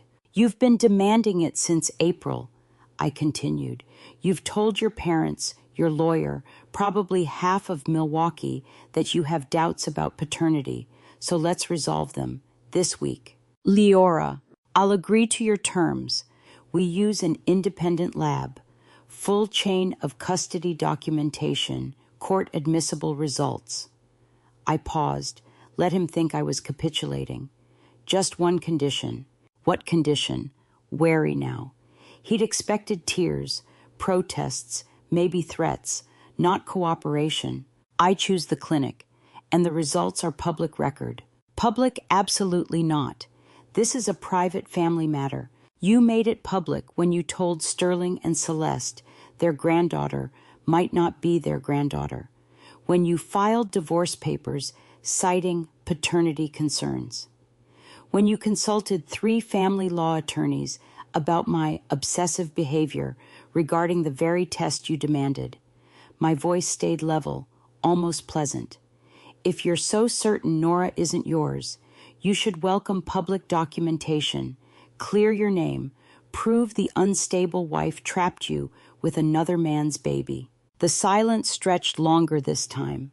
I could practically hear him recalculating, conferring mentally with those 3 attorneys who'd mapped out his 6-month custody strategy. Here's what happens next. Comment truth. If you think Liora should force the DNA test public, or wait if she should keep it private for now. Because what she does in the next 60 seconds will determine whether Nora grows up knowing her mother fought back or gave up. I can't tell you which choice saves her reputation and which one destroys it, but one of them does. Let's see where this goes. If the results are public, he said finally, and when they show Nora is yours, you mean. I picked up the divorce papers, found the section outlining his proposed custody arrangement, supervised visitation for me, primary custody for him. When they prove you've spent 2 months lying about paternity to justify hiding $260,000 in marital assets. What happens then, Thane? Another pause. Longer. When he spoke again, the manufactured concern had vanished, replaced by something colder. You're making a mistake. Maybe. I thought about Marla's advice, about the reporter Rachel Thornton, who'd been following Milwaukee divorce cases, about Sterling and Celeste, who'd believed their son's lies without question. Or maybe I'm just tired of letting you control the narrative. DNA test, public results, this week. Your lawyer can coordinate with mine on the clinic details. I ended the call before he could respond. The divorce papers sat on my kitchen table, 52 pages of legal formatting that boiled down to one thesis. I was unstable, obsessive, possibly unfit. Thane was reasonable, protective, acting in Nora's best interests. But he'd made one critical miscalculation. He'd assumed I'd fight the DNA test, that my resistance would feed his narrative. He'd built an entire custody strategy around my reluctance to prove what we both knew was true. I pulled up my contact list, found Rachel Thornton's number. The legal reporter who'd covered high-asset divorces for Milwaukee Magazine. The one who'd written that article about financial fraud in custody cases. My finger hovered over her name. Once I made this call, there was no taking it back. Private family matter becomes public scandal.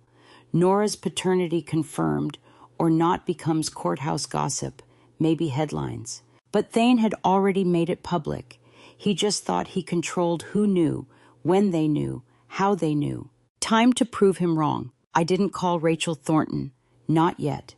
Instead, I cleared my Tribune desk at 7 the next morning and laid out every piece of evidence like a prosecutor building a closing argument. Sterling's recording, Brin's copied files, bank statements showing transfers starting March 2022, DNA clinic receipt, timeline tracking every conversation, every accusation, every shift in Thane's story.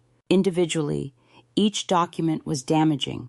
Together, they told a story. I arranged them chronologically across my desk. February, attorney consultation. March, 18,000 to an unknown account. April 12th, second account opened, 12 days before I confirmed pregnancy. May, 35,000 transferred the week of our anniversary. June 12th, divorce filed the same day I questioned our savings. The pattern wasn't random, it was surgical. I photographed the layout, began scanning everything into a master file. Every page date stamped, every transaction highlighted, every inconsistency cross-referenced. Journalism training taking over where emotion might have paralyzed me. Sterling texted, "We're coming in, need to see what you have." They arrived an hour later. Celeste looked smaller somehow, diminished by the past 2 weeks. She touched my shoulder before sitting. "Show us," Sterling said. I walked them through the timeline. February consultation, his recording asking about hiding assets. March transfers, April account opening. April 12th, Celeste said, voice cracking. "We had dinner that night. You said you felt tired, maybe coming down with something." "Pregnancy fatigue," I said. "Didn't know yet." Confirmed it 12 days later. Sterling opened his folio, pulled out a handwritten ledger. "I've been tracking his movements since you showed me the first account." He laid it beside my timeline. February consultation, March transfers, April account, all before you knew you were pregnant. He didn't doubt paternity. He created doubt to justify theft he'd already committed. The evidence fit together, like puzzle pieces individually confusing, but arranged, they formed a portrait of betrayal in high resolution. Celeste studied the May transactions. Your anniversary was May 7th. 35,000 transferred May 9th. The pregnancy announcement at Sunday dinner, April 30th. 22,000 transferred May 2nd. Celeste's hand stilled. When she looked up, her eyes held rage. "He stole money the week of your anniversary," she said. the week you announced the pregnancy. He turned every milestone into theft opportunity. Sterling pulled out another document. DNA test, June 19th, you paid. He demanded it, refused to split the cost, said if I was so sure, I should prove it myself. Proving it would expose him, Sterling said. That's why he kept delaying. Public results destroy his narrative. We spent 3 hours cross-referencing, verifying, documenting. By afternoon, the master file was complete. 47 pages of systematic, premeditated betrayal. Each theft timed to moments when I was most vulnerable, most trusting. Anniversary, 22,000 transfer. Pregnancy announcement, 35,000. Love as theft opportunity. I saved the file, backed it up in 3 locations. Sterling photographed every page. Celeste sat quietly, staring at evidence that proved her son had weaponized intimacy. What happens now? She asked. Public DNA test this week, I said. Then I decide whether to give this to Rachel Thornton or take it directly to court. Sterling nodded. Celeste touched my hand. They left at 4. I stayed at my desk, staring at the organized evidence. Everything documented, everything verified, everything ready. My phone buzzed at 8 that evening. Unknown number. Can we talk? Private. My house tomorrow, 7 p.m. Marla. I stared at the text for 5 minutes. Marla Garrison, Thane's mother, the woman who'd raised him, believed him, probably funded his attorney, the woman whose granddaughter was caught in the middle of her son's lies. I drove to her house the next evening, evidence file on a thumb drive in my pocket. She answered before I knocked, gestured me inside without speaking. Her living room was immaculate, decorated in soft neutrals that revealed nothing. She looked exhausted. Thank you for coming. Not hostile, not warm, careful. We sat. She poured tea neither of us wanted, arranged cookies neither of us would eat. Hospitality filling silence while she gathered words. His story keeps changing, Marla said finally. Small details, but they change. When he first mentioned paternity doubts, why he suspected, how long he'd been concerned, every time he tells it, something shifts. I said nothing. Let her talk. You've been calm through this, quiet, methodical. He's been angry, too controlled, like he's performing certainty instead of feeling it. What are you asking me, Marla? She looked at me then, really looked. I'm not asking, I'm telling you. A pause. I don't know if I believe him anymore, but she's my granddaughter, and I need to know the truth. The admission hung in the quiet living room. Thane's own mother didn't believe him anymore. She'd seen the performance cracks I'd documented. The question was whether her doubt was genuine, or whether this was reconnaissance, Thane sending his mother to assess my evidence before DNA results went public. When does a mother choose granddaughter over son? What threshold of doubt forces that betrayal of blood? I met her eyes, searching for certainty I couldn't find. Marla Garrison sat across from me, 62 years old, a mother watching her son's lies unravel, a grandmother seeking truth she might not want to hear.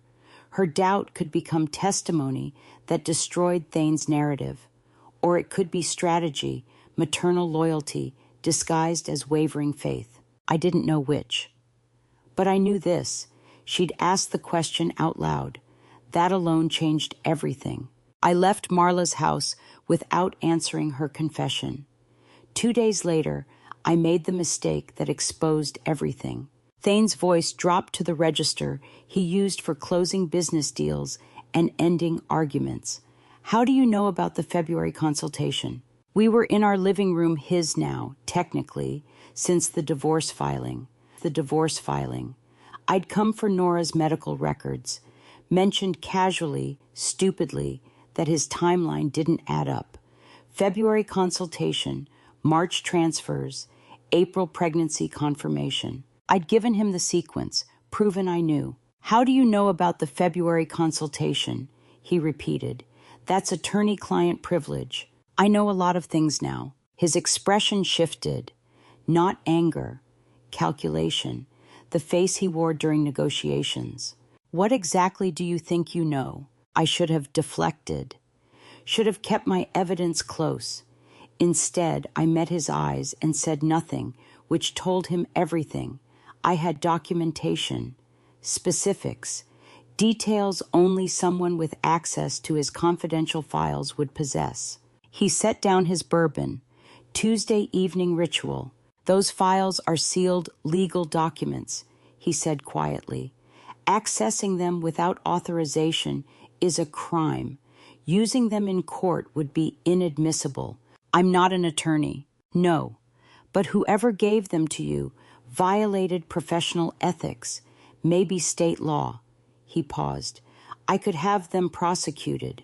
The threat hung between us, not aimed at me, aimed at whoever had helped me. You're fishing. He smiled. Not the warm smile from our wedding photos, the corporate smile that preceded layoffs. Someone at Langley's office talked. Small firm. Only 4 people have access to active divorce files. He began pacing. Jerry Langley himself, 30 years practicing law, wouldn't risk his license. Monica, his paralegal, been with him since 2015, fiercely loyal. That leaves support staff. Watching Thane recalculate was like watching a chess player realize the board isn't what he thought, every move suddenly suspect. Was it Bryn? He stopped pacing. That naive paralegal who thinks she's saving the world, fresh out of certification, probably doesn't understand the consequences of breaching confidentiality. I kept my face neutral. But something, a micro-hesitation, a flicker must have shown. His jaw tightened. It was Bryn. Does it matter where truth comes from? Truth? He laughed, sharp and bitter. You have stolen documents outlining legal strategy. That's not truth.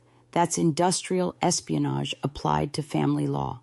You hid assets while I was pregnant. You manufactured paternity doubt to justify theft. You turned our anniversary into a transfer opportunity. My voice stayed level. Those are facts, Thane. Whether I learned them from Bryn or Jerry Langley or your own mother doesn't change what you did. His expression shifted again. Sterling and Celeste had verified my timeline. Marla had admitted doubt. He was losing allies faster than he could rebuild his narrative. Keep digging, he said softly, and this gets worse. For you, for custody, for everyone. Is that a threat? It's a warning. I've been trying to be reasonable, trying to handle this quietly, privately. But if you insist on making it public, if you drag my reputation through some media circus because you can't accept that our marriage failed, I will stop being reasonable. The moment, his polished veneer, cracked jaw, tight, hands fisted, the controlled man becoming desperate one, I saw what I'd needed to see. Fear. I wasn't threatening me because he was powerful. He was threatening me because his power was already gone. You'll what? I asked. Claim I'm unstable. You already tried that. Question paternity. DNA test is scheduled for Friday. Results will be public. Hide more assets? Sterling's been tracking your account since June. His face went rigid. You don't know who you're dealing with, he said. The line was supposed to intimidate. Corporate strongman reminding the naive wife that she was outmatched. I'd heard him use variations on business calls. I met his eyes, held them. Yes, I said quietly, I do. He waited, expected me to elaborate, to get emotional, to give him something he could use. I stayed silent.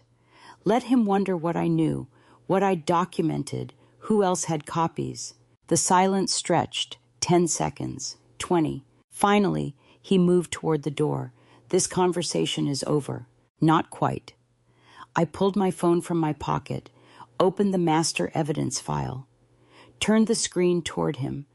I know who I'm dealing with.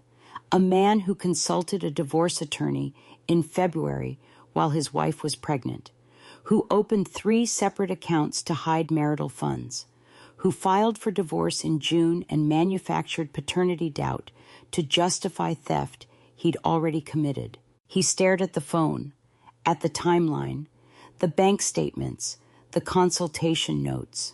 A man, I continued, who filed for divorce while I was pregnant and stole $260,000 to fund his exit. $260,000. I said the number aloud, watched him flinch. He'd been so careful, calculated every move, controlled every variable, managed every narrative, but he'd miscalculated one crucial element. He'd assumed I would stay afraid, would stay compliant, would believe his threats carried more weight than documented evidence. Thane stood in the doorway of the home we'd shared. His polished corporate armor had cracked. The controlled facade had slipped. For the first time since April, since he'd first suggested paternity doubt, he looked uncertain. "Get out," he said, voice low, dangerous. I picked up Nora's medical records from the table. DNA test is Friday at 10 a.m., Milwaukee Genetics Lab on Water Street.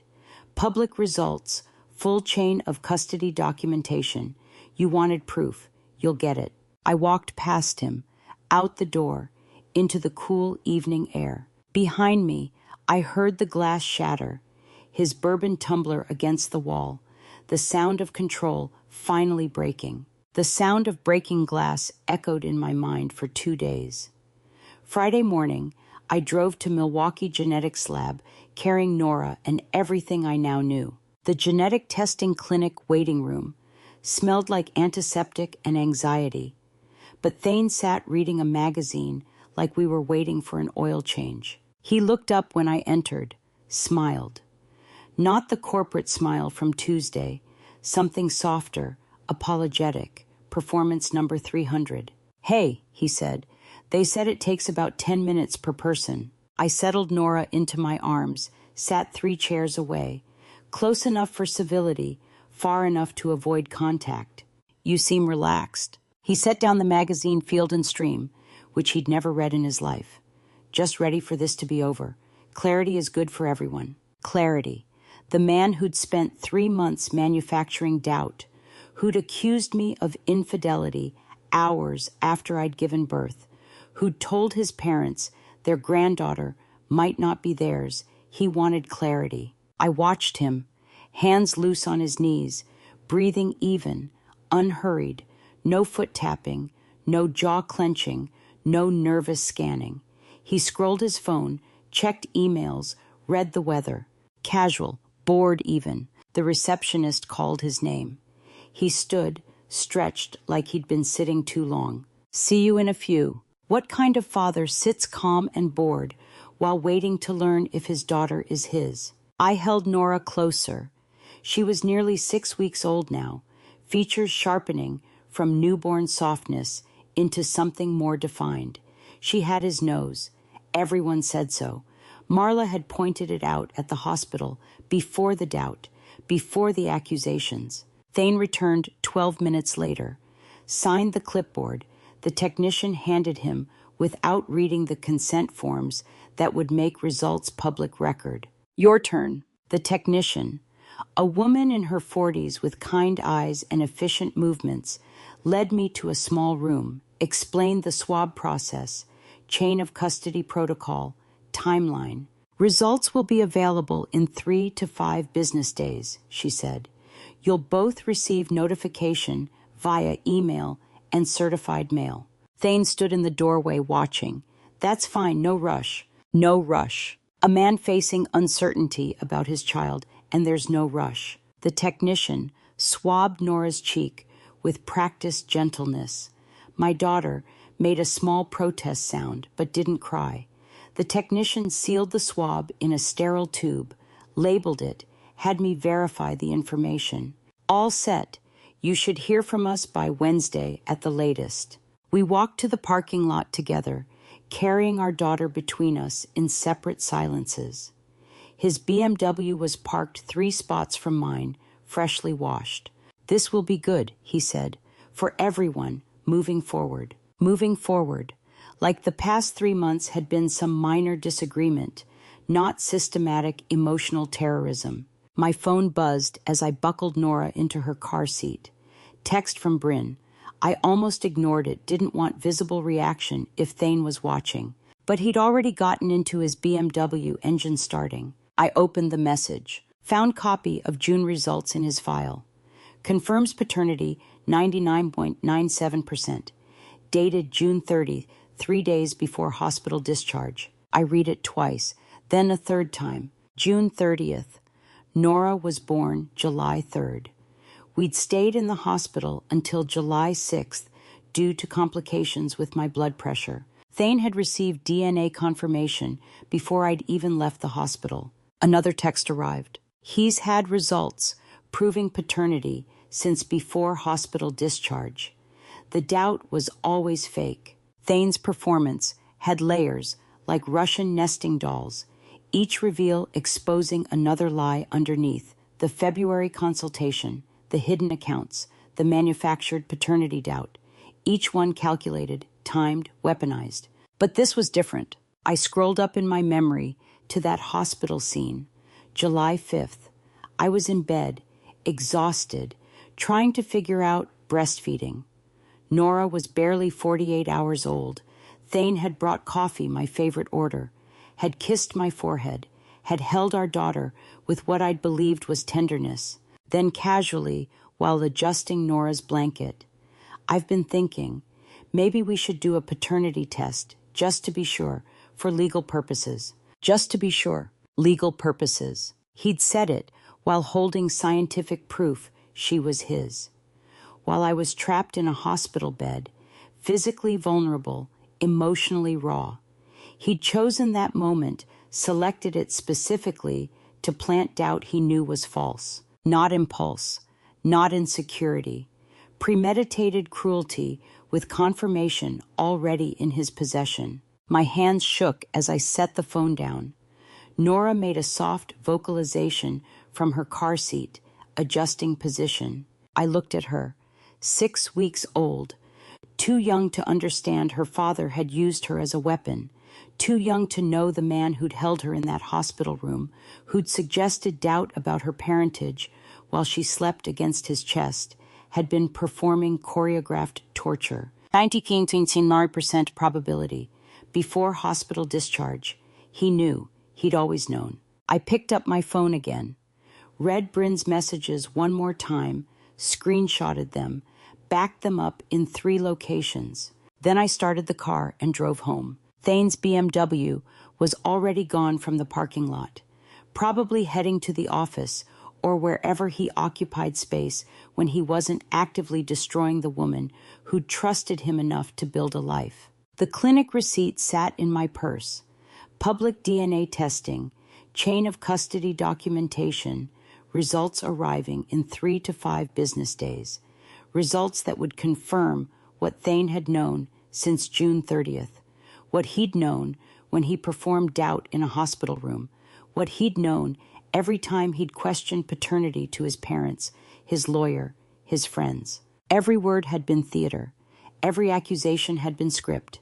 And I had proof. 2 days later, we gathered for settlement conference. Thane's attorney slid the custody proposal across the conference table like a poker player, confident in a winning hand. Temporary custody modification, Gregory Ashford said. Mid-50s, silver-haired, expensive suit Thane's divorce counsel.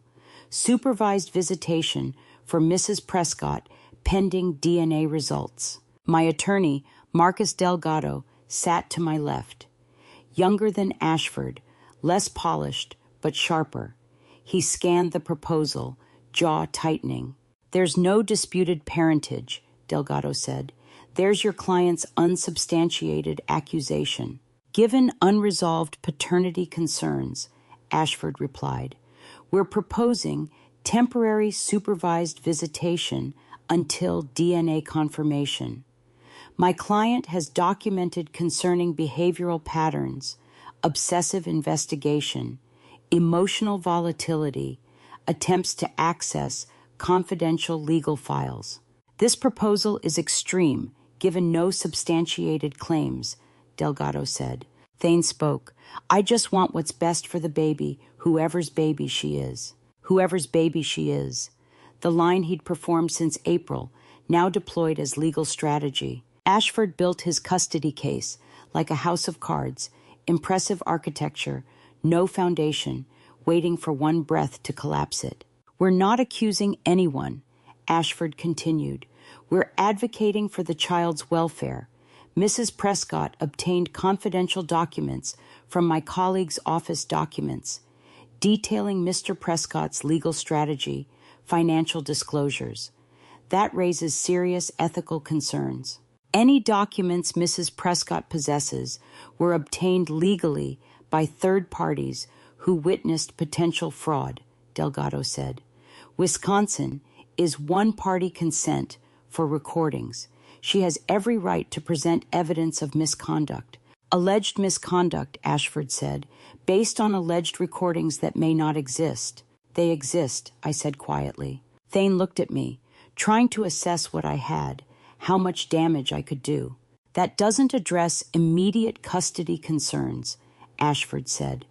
Mr. Prescott has been primary caregiver. False, Delgado interrupted. Mrs. Prescott has been primary caregiver. Mr. Prescott moved out 2 weeks after birth. Due to an increasingly hostile home environment created by Mrs. Prescott's accusations. This is tactical positioning, Delgado said, not child welfare. Ashford leaned back. Mr. Prescott requested DNA testing, which Mrs. Prescott initially resisted. I never resisted, I said. I demanded chain of custody and public results. Your client kept suggesting, we wait, use a home kit, keep it private. I was trying to minimize trauma. I was trying to control the narrative. The USB drive was small, black, ordinary, but it held the detonation code for Thane's entire performance. I reached into my bag, pulled out the drive, set it center table. The conversation stopped. Before we discuss custody based on paternity doubt, I said, I think everyone should listen to this. Ashford frowned. What recording? Phone call from June. Thane and April discussing account transfers and exit timeline, recorded before our daughter was born. Thane's face changed, color draining, eyes tightening. April? Ashford looked at Thane. Who's April? The woman he's been having an affair with since March, I said. The reason he opened 3 separate accounts to hide marital assets. The reason he consulted a divorce attorney in February while I was pregnant. The reason he manufactured paternity doubt to justify theft he'd already committed. Delgado watched me. We hadn't discussed this exact moment. This is Ashford started. Documented, I said. The recording is from his father's phone. Thane called asking for advice about the affair and financial planning. Sterling recorded it. I have bank statements showing the hidden accounts. Consultation notes from February. DNA results from June, proving Thane knew Nora was his daughter before he performed doubt in the hospital. Silence. Thane stared at the USB like it might explode.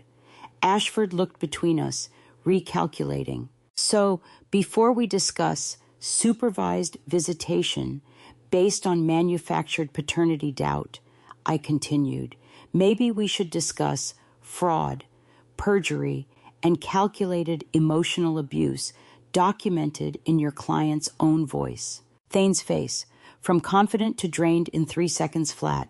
Ashford recovered first. I'll need to consult with my client.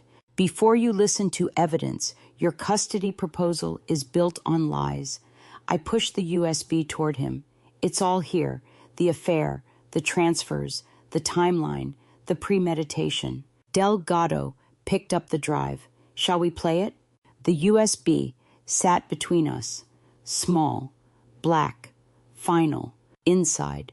Sterling's recording of Thane discussing April, the affair, the hidden accounts, the exit planning. His own voice confessing to premeditated betrayal months before our daughter was born. I watched Thane's composure fracture, the polished performance cracking. He'd walked into this conference expecting to separate me from our daughter using lies, expected his attorney to deploy fabricated instability, strategic positioning, expected me to defend, to protest, to react emotionally. He hadn't expected evidence. Ashford was reading his client's face now, seeing guilt, fear, the trapped expression of someone whose narrative just met documentary proof. "Gregory," Thane said quietly, voice stripped of polish, "can we take a break?" Ashford was already standing, already understanding his custody proposal just collapsed. "We'll reconvene," he said stiffly. Thane stood, walked to the door without looking at me, without looking at the USB drive that held his confession. Ashford followed. The door closed. Delgado and I sat in silence, the USB drive between us. "They're not coming back," I said. "No," Delgado agreed. "They're not." The conference room was quiet.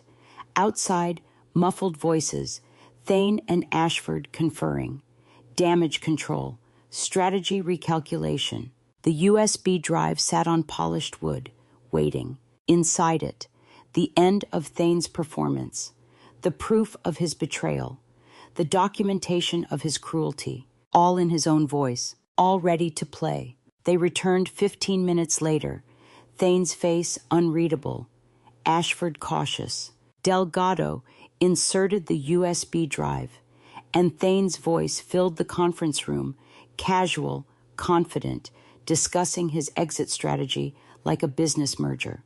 "The April account is clean," Thane's recorded voice said.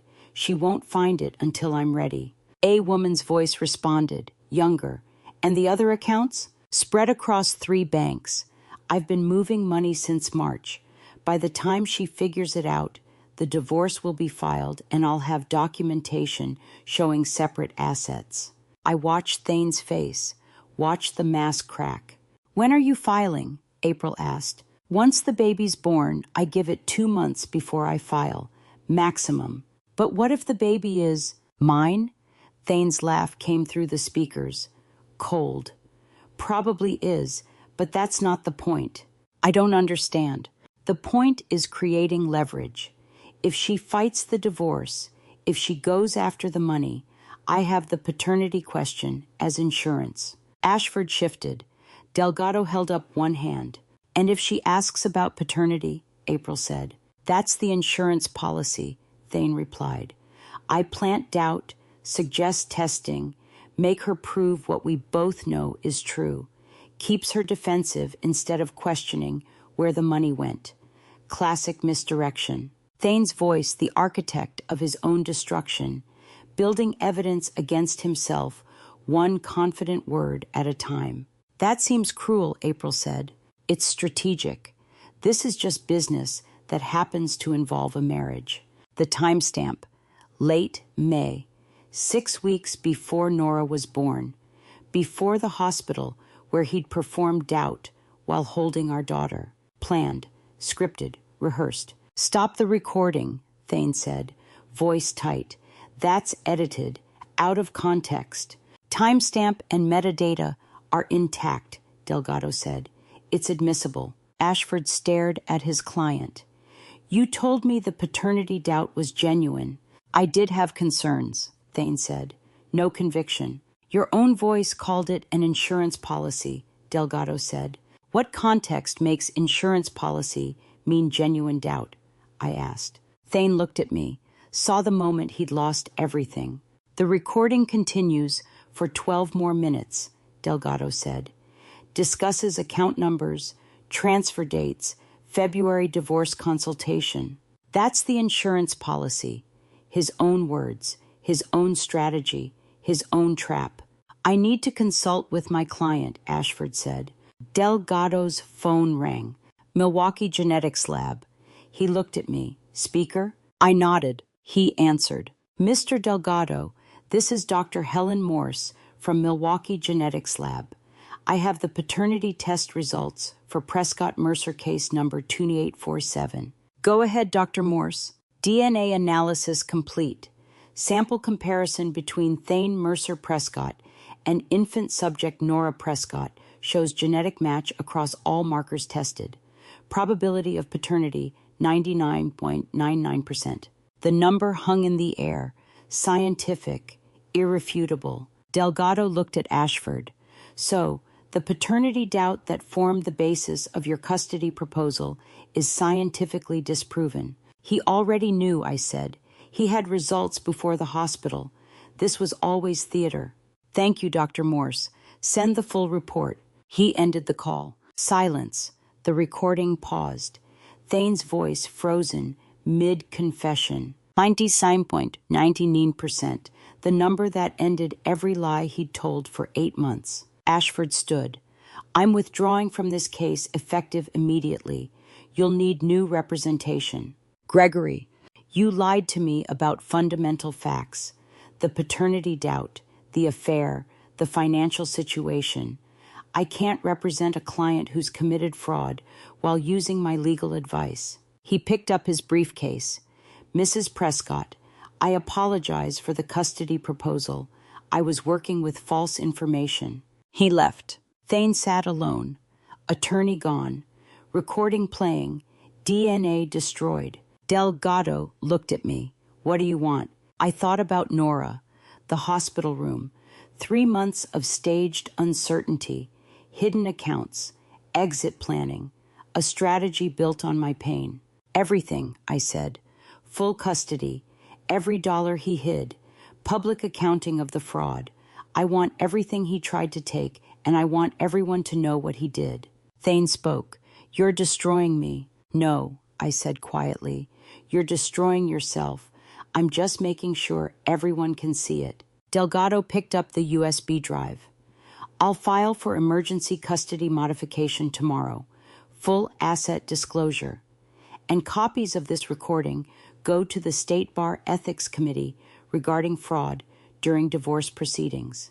Thane sat silent, trapped by his own voice, his own words, his own lies turned weapons. The conference room felt smaller, walls closing in on the man who'd spent 8 months controlling narratives, managing outcomes, weaponizing vulnerabilities. His performance was over. I stood. Delgado gathered papers. Thane remained at the table. Recording paused on the laptop. DNA results printed. USB drive center table. He'd walked in, expecting to separate me from our daughter, using a lie he'd rehearsed for months. I was leaving facing fraud charges, custody loss, public exposure. Delgado held the door. I looked back once. Thane sat motionless, alone with evidence of his destruction. The USB drive on polished wood, small, black, devastating. Inside, his confession, his timeline, his voice admitting premeditated cruelty.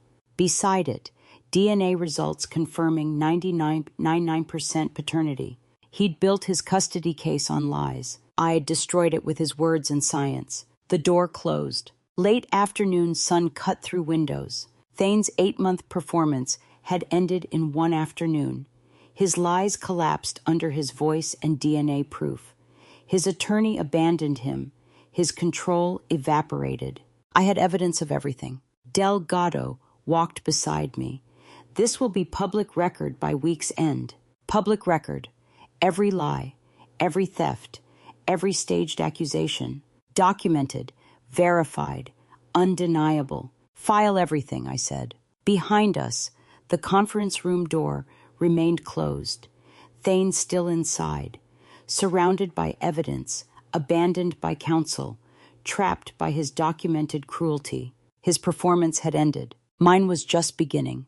Delgado filed the emergency motions the next morning. Ashford, still scrambling to arrange new counsel for Thane, agreed to an expedited settlement conference rather than let the fraud allegations sit unanswered. By evening, we were back in the conference room for what Ashford had called a final settlement attempt. I'd watched Thane perform composure for 8 months, but the face staring back at me now was stripped bare defeat without dignity. The silence after Dr. Morse's call hung heavy. 99.99% paternity confirmed. The recording still paused on Delgado's laptop, Thane's voice frozen mid-confession about the insurance policy of manufactured doubt. Ashford stared at his client. You told me you genuinely doubted paternity. You said it was real uncertainty. Thane's hands rested on the table. They trembled slightly. It was strategic, not untrue, strategic. Strategic fraud, Delgado said. You mean fraud? No. Thane's voice had lost its polish. I had reasons to question. Your own recording says otherwise, Ashford interrupted. Your own voice calling paternity doubt and insurance policy. Your own words discussing it as misdirection to keep your wife defensive while you hid assets. Thane looked at me, then away. It was more complicated than that. Explain, Delgado said. Silence stretched. 10 seconds. 20. I couldn't just leave right after she was born, Thane said finally, voice low. I'd look like a monster. Man who abandons wife and newborn daughter, that's career suicide in Milwaukee, social suicide. What kind of calculation weighs a wife's postpartum trauma against maintaining dinner party reputation? So you stayed, I said quietly. I stayed long enough to not look like a complete piece of shit. But I needed an exit strategy that wouldn't destroy my reputation. Paternity doubt is understandable, sympathetic even. Men leave over that and no one judges. Poor guy, raising another man's kid, that's the narrative. Not deadbeat dad, abandoned newborn. Ashford's face had gone rigid. You manufactured doubt about your own daughter's paternity doubt you knew was false based on DNA results you already possessed in order to manage your reputation during a planned divorce. To manage perception, Thane corrected. There's a difference. No, Delgado said, there isn't. I thought about the hospital room, July 5th, 48 hours after giving birth, exhausted, sore, trying to figure out breastfeeding while my body recovered from trauma. Thane had walked in with coffee, had kissed my forehead, had held Nora with what I'd believed was tenderness. Then casually, maybe we should do a paternity test, just to be sure. He'd already had results. 99.99% confirmation dated June 30th. He'd held scientific proof she was his daughter while suggesting doubt in a hospital room. Not impulse, not genuine uncertainty, reputation management. So you tortured me in a hospital bed to protect your image, I said. Thane flinched. I didn't torture. You performed doubt about our daughter's paternity while holding DNA proof she was yours. You did it while I was physically vulnerable, emotionally raw, trapped in a hospital bed. You chose that moment specifically because it would maximize my defensiveness and minimize my ability to question anything else. That's not... You said it on the recording. Classic misdirection. Keep her defensive instead of questioning where the money went. Those were your exact words. Thane's confession. Peeling back layers of strategy to reveal a hollow core where empathy should live. Ashford stood. I'm withdrawing from this case effective immediately. You lied to me about everything. The paternity doubt, the timeline, the genuine uncertainty. You wasted court resources on manufactured controversy while committing fraud. Gregory, I can explain. You already explained. On tape, in your own voice. Ashford picked up his briefcase. Ms. Prescott, your attorney will receive my formal withdrawal and case transfer documents tomorrow.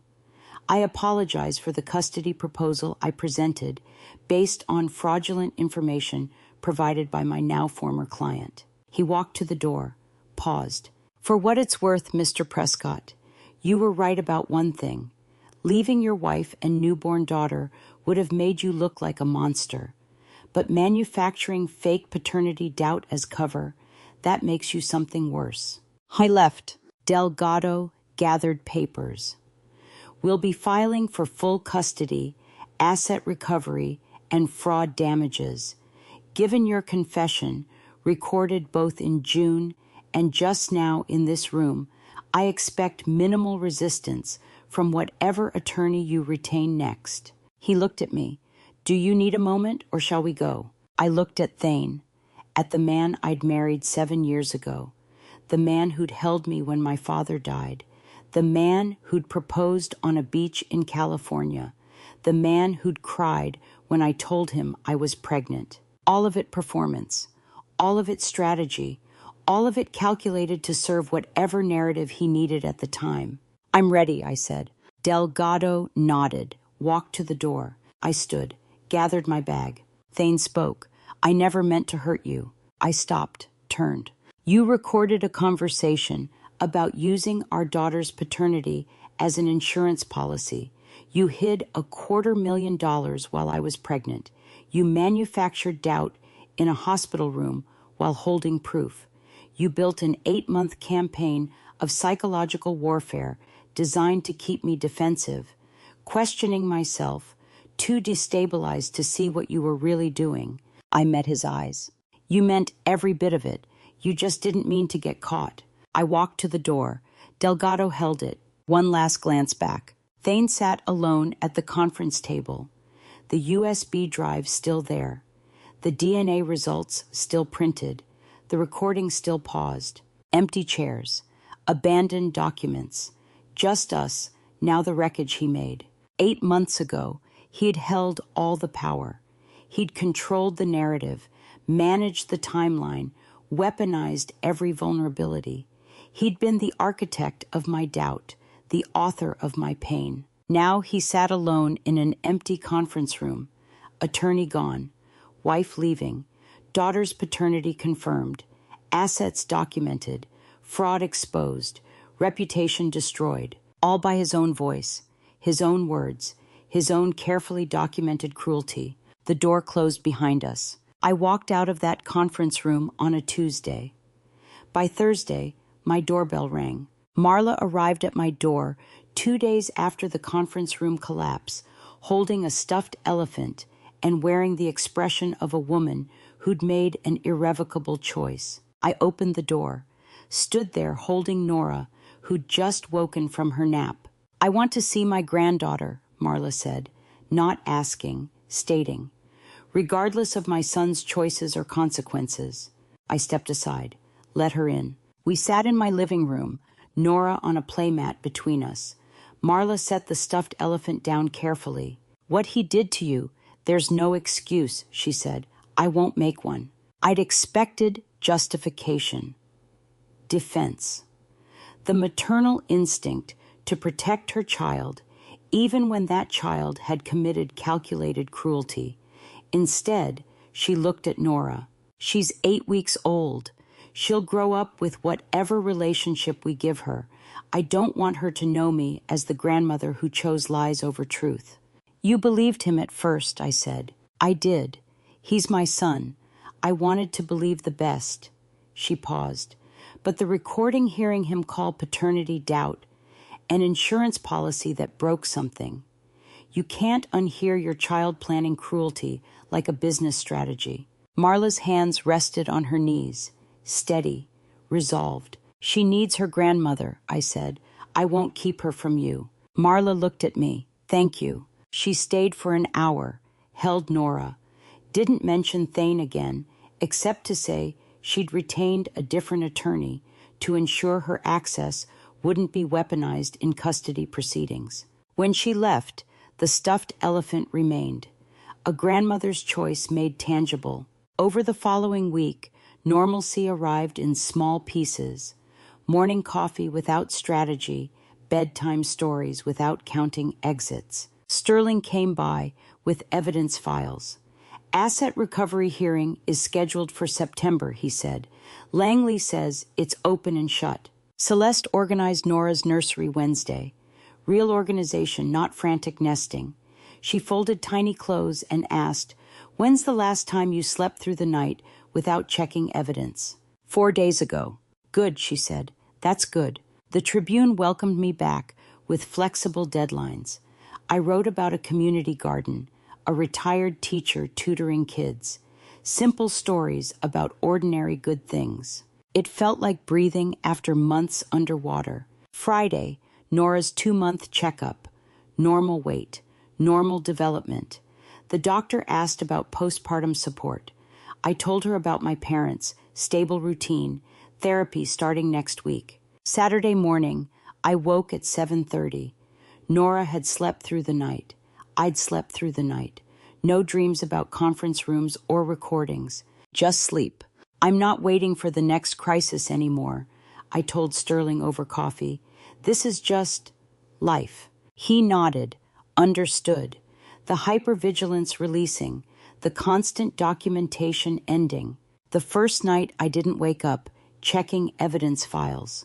August 1st, 3 weeks after everything shattered, 1 day into rebuilding. Sunday, Marla came for dinner, brought groceries, held Nora while I cooked. We talked about sleep patterns, pediatrician visits, schedules, grandmother things, normal things. Monday, Delgado called with custody updates. Thane still hadn't retained new counsel. He's not fighting? I asked. He's not responding, Delgado said, which legally amounts to the same thing. Tuesday morning, day 30, Celeste arrived before 8. She had the expression people wear when delivering news that's bad for someone else, but vindicating for you. Your father heard from someone at Thane's firm, she said. He was terminated yesterday. I set down my coffee. Terminated? They found the hidden accounts. Once the divorce filing became semi-public, the company investigated, discovered he'd violated ethics policies, possibly fiduciary duty. I thought about Thane's career, financial services, professional reputation built over a decade. They called it ethics violations, Celeste continued. Possible fraud, immediate termination. Security walked him out. The ultimate professional humiliation.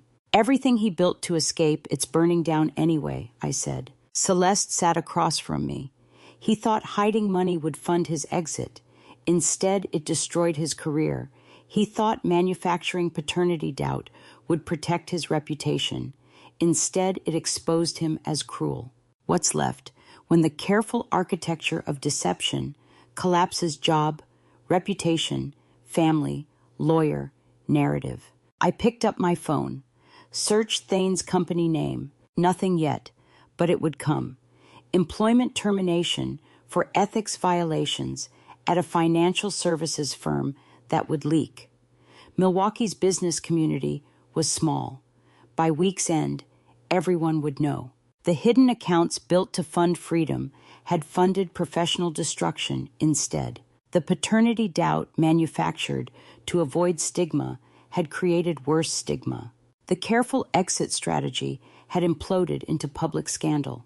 When's the asset recovery hearing? I asked. September 9th, Celeste said. Delgado expects full recovery plus damages. Thane's lack of legal representation means he'll likely accept whatever settlement is offered. I looked at Nora, sleeping in her bassinet. 8 weeks old, growing up in the aftermath of her father's systematic cruelty and her mother's systematic documentation. She'd never remember the conference room, the recording, the DNA results. She'd grow up knowing her mother fought back and won. Good, I said. Celeste squeezed my hand, left me with the news and the quiet morning and my daughter sleeping peacefully. Outside, August sun cut through windows.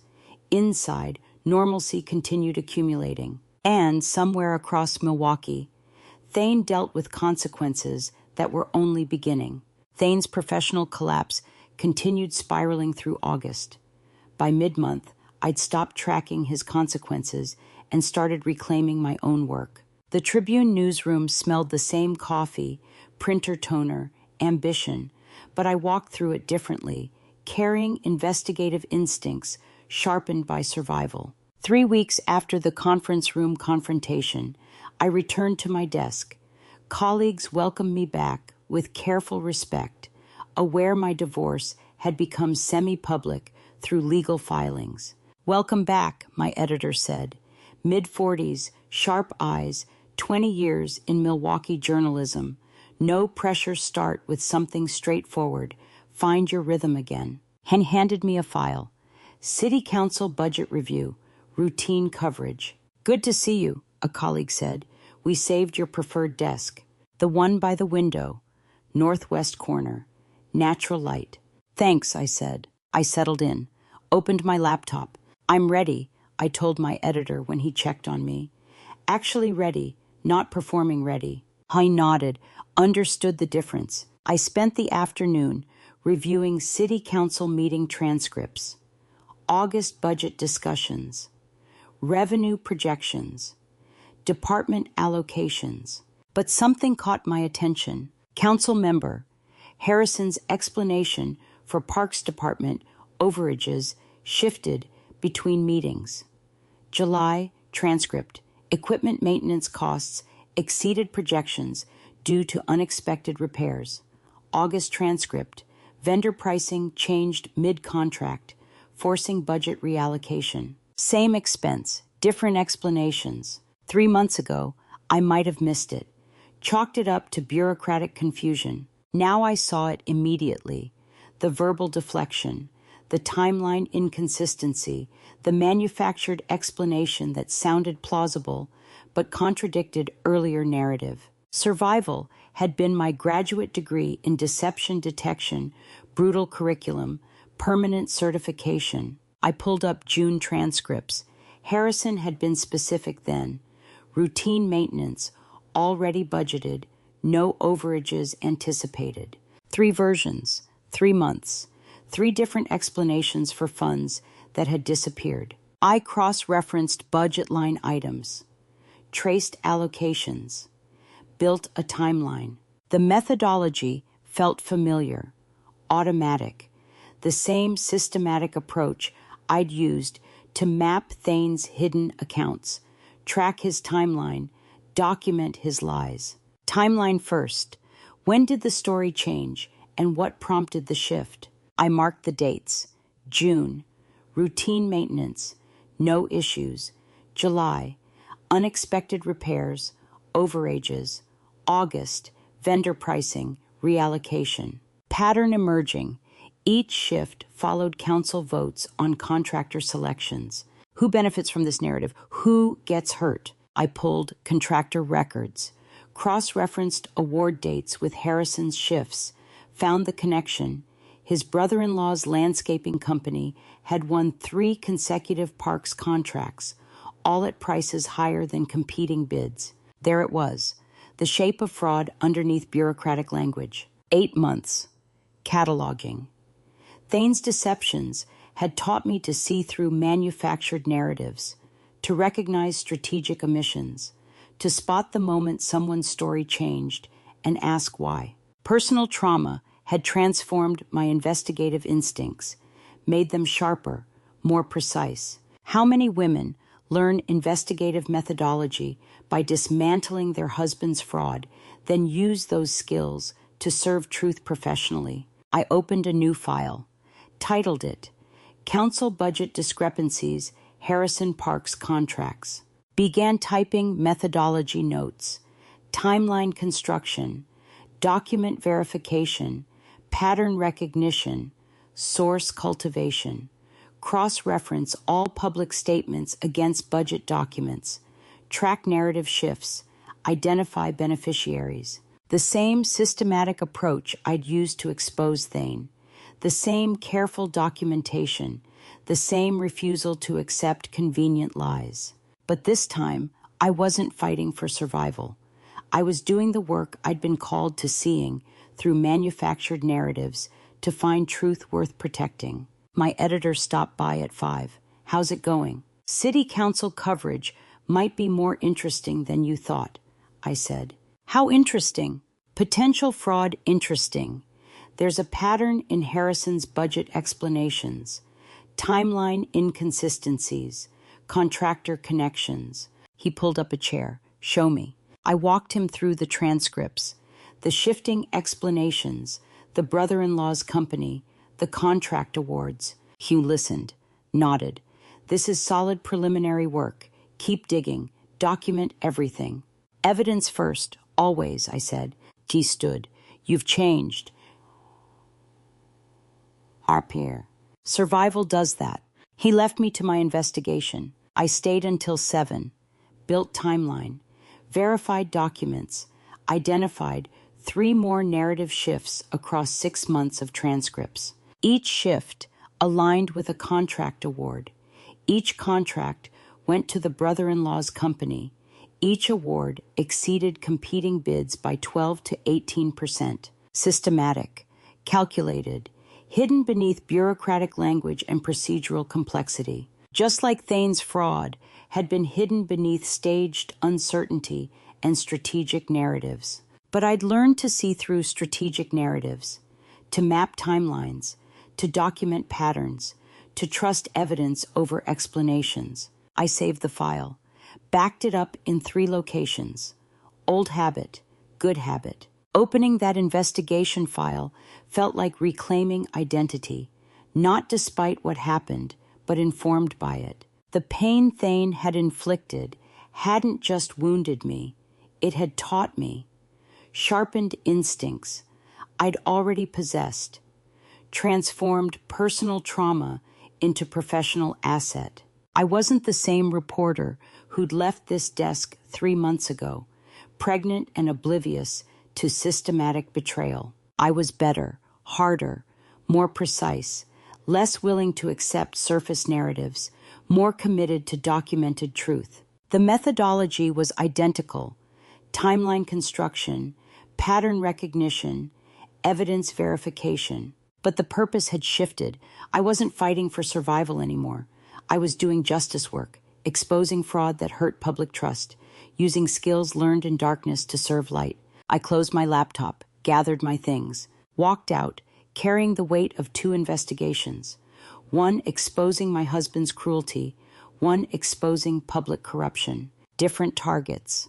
Same methodology, same commitment to truth. Survival had been brutal education, but education nonetheless, and I intended to use it. The city council investigation would take weeks. That evening, I came home to quieter work, watching my daughter sleep. Nora slept in her crib the way only babies who feel safe can sleep, limbs sprawled, breathing steady, trusting the world to hold her gently. 3 months old now, born into chaos, growing up in aftermath. She'd never remember the hospital room, the conference room, the evidence files. She'd only know the peace that came after. I stood at her crib, hand resting on the railing. The same positioning I'd held in that hospital bed 8 months ago when my mother had played Sterling's recording. Same protective instinct, different woman, transformed method. 8 months. That's how long it took to go from discovering betrayal through an overheard recording to speaking truth that destroyed my husband's carefully constructed lies. 8 months of documentation, of evidence gathering, of steady, methodical proof building while everyone around me performed certainty or doubt. I'd stayed calm through it all, steady, analytical. People had commented on my composure, my ability to remain rational while my husband questioned our daughter's paternity and hid hundreds of thousands of dollars. They'd called it strength, but standing here now, I recognized it differently. I stayed steady through his lies, thinking stability was strength. It was just silence. Silence while he staged his accusations. Silence while he built his exit strategy. Silence while I gathered evidence but didn't speak the truth aloud until I had no choice. The recording had saved me my parents' eavesdropped conversation that proved Thane's fraud. Bryn's leaked files that documented his timeline. Sterling's captured confession that exposed his strategy. Truth through doors, truth through witnesses, truth through other people's voices. Silence had been a cage I'd built myself, mistaking walls for protection when they were just barriers to truth. But the moment that actually ended Thane's power, the moment everything shifted, wasn't discovering evidence. It was speaking it. The recording saved me, but my voice speaking the exact amount aloud in that conference room, naming what he'd done, refusing to let him reframe or deflect, that's what ended him. $260,000, I'd said, made him hear it, made his attorney hear it, made it real by giving it sound. Not just knowing truth, speaking it. I looked down at Nora, her tiny chest rising and falling, fingers curled loosely, face peaceful in sleep. You'll never have to overhear truth through closed doors, I whispered. I'll speak it to you directly. She shifted slightly, didn't wake, just adjusted position the way babies do, unconscious trust that the world would stay safe while she slept. I thought about all the women who'd stayed silent through betrayal, who'd discovered truth but not spoken it, calling quietness steadiness when it was just survival instinct weaponized against them. How many women stay silent through betrayal, calling it steadiness when it's just survival instinct weaponized against them? I'd done it too, found evidence and held it close, built files in secret, documented systematically but spoke carefully, measured every word to avoid escalation, strategic silence, tactical composure, until the moment I stopped being strategic and started being honest. Your father manufactured doubt, I said to sleeping Nora. I documented truth. You'll know the difference. The difference was voice, agency, the refusal to let someone else control the narrative by controlling whether it got spoken. Thane had counted on my silence, on social pressure to keep family matters private, on my steadiness becoming complicity through inaction. He'd miscalculated. I touched Nora's soft hair, felt the warmth of her head beneath my palm.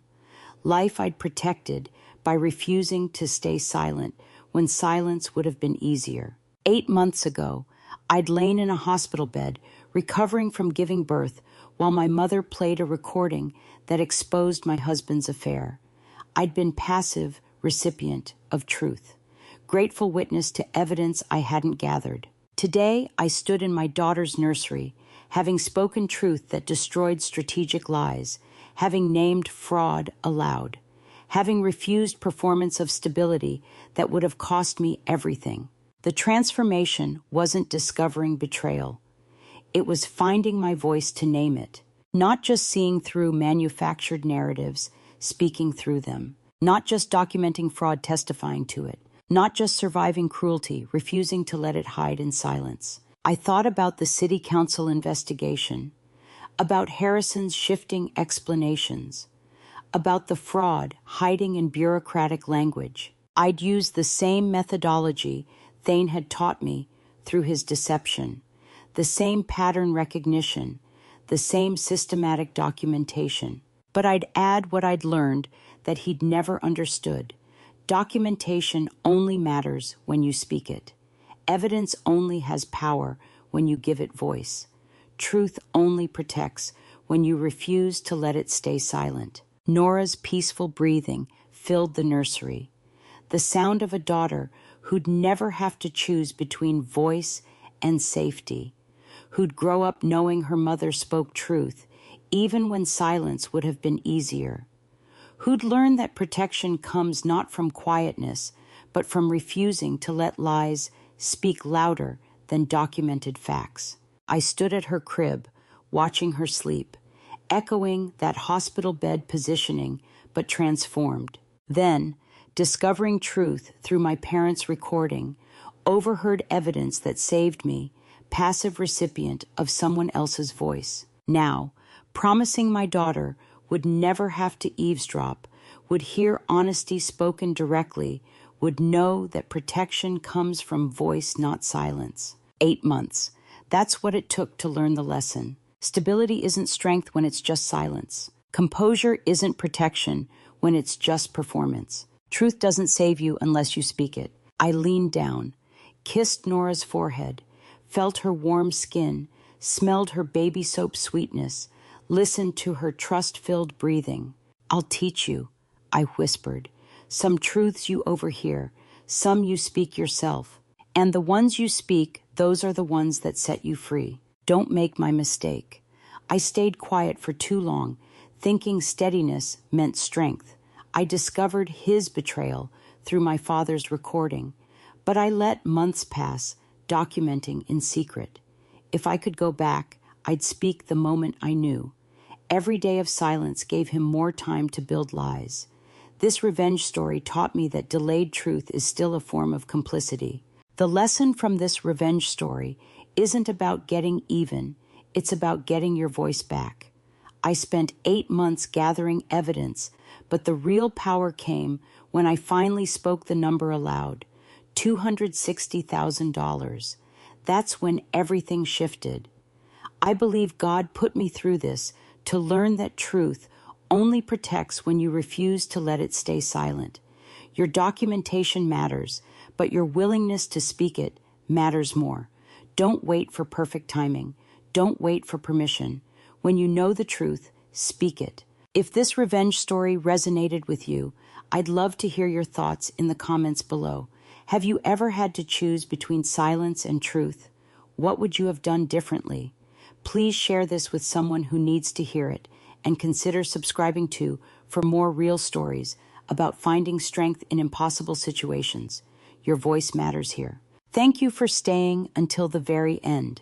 Some details have been adjusted for storytelling and reflection, but the core message, speaking truth over staying silent, is what I hope stays with you.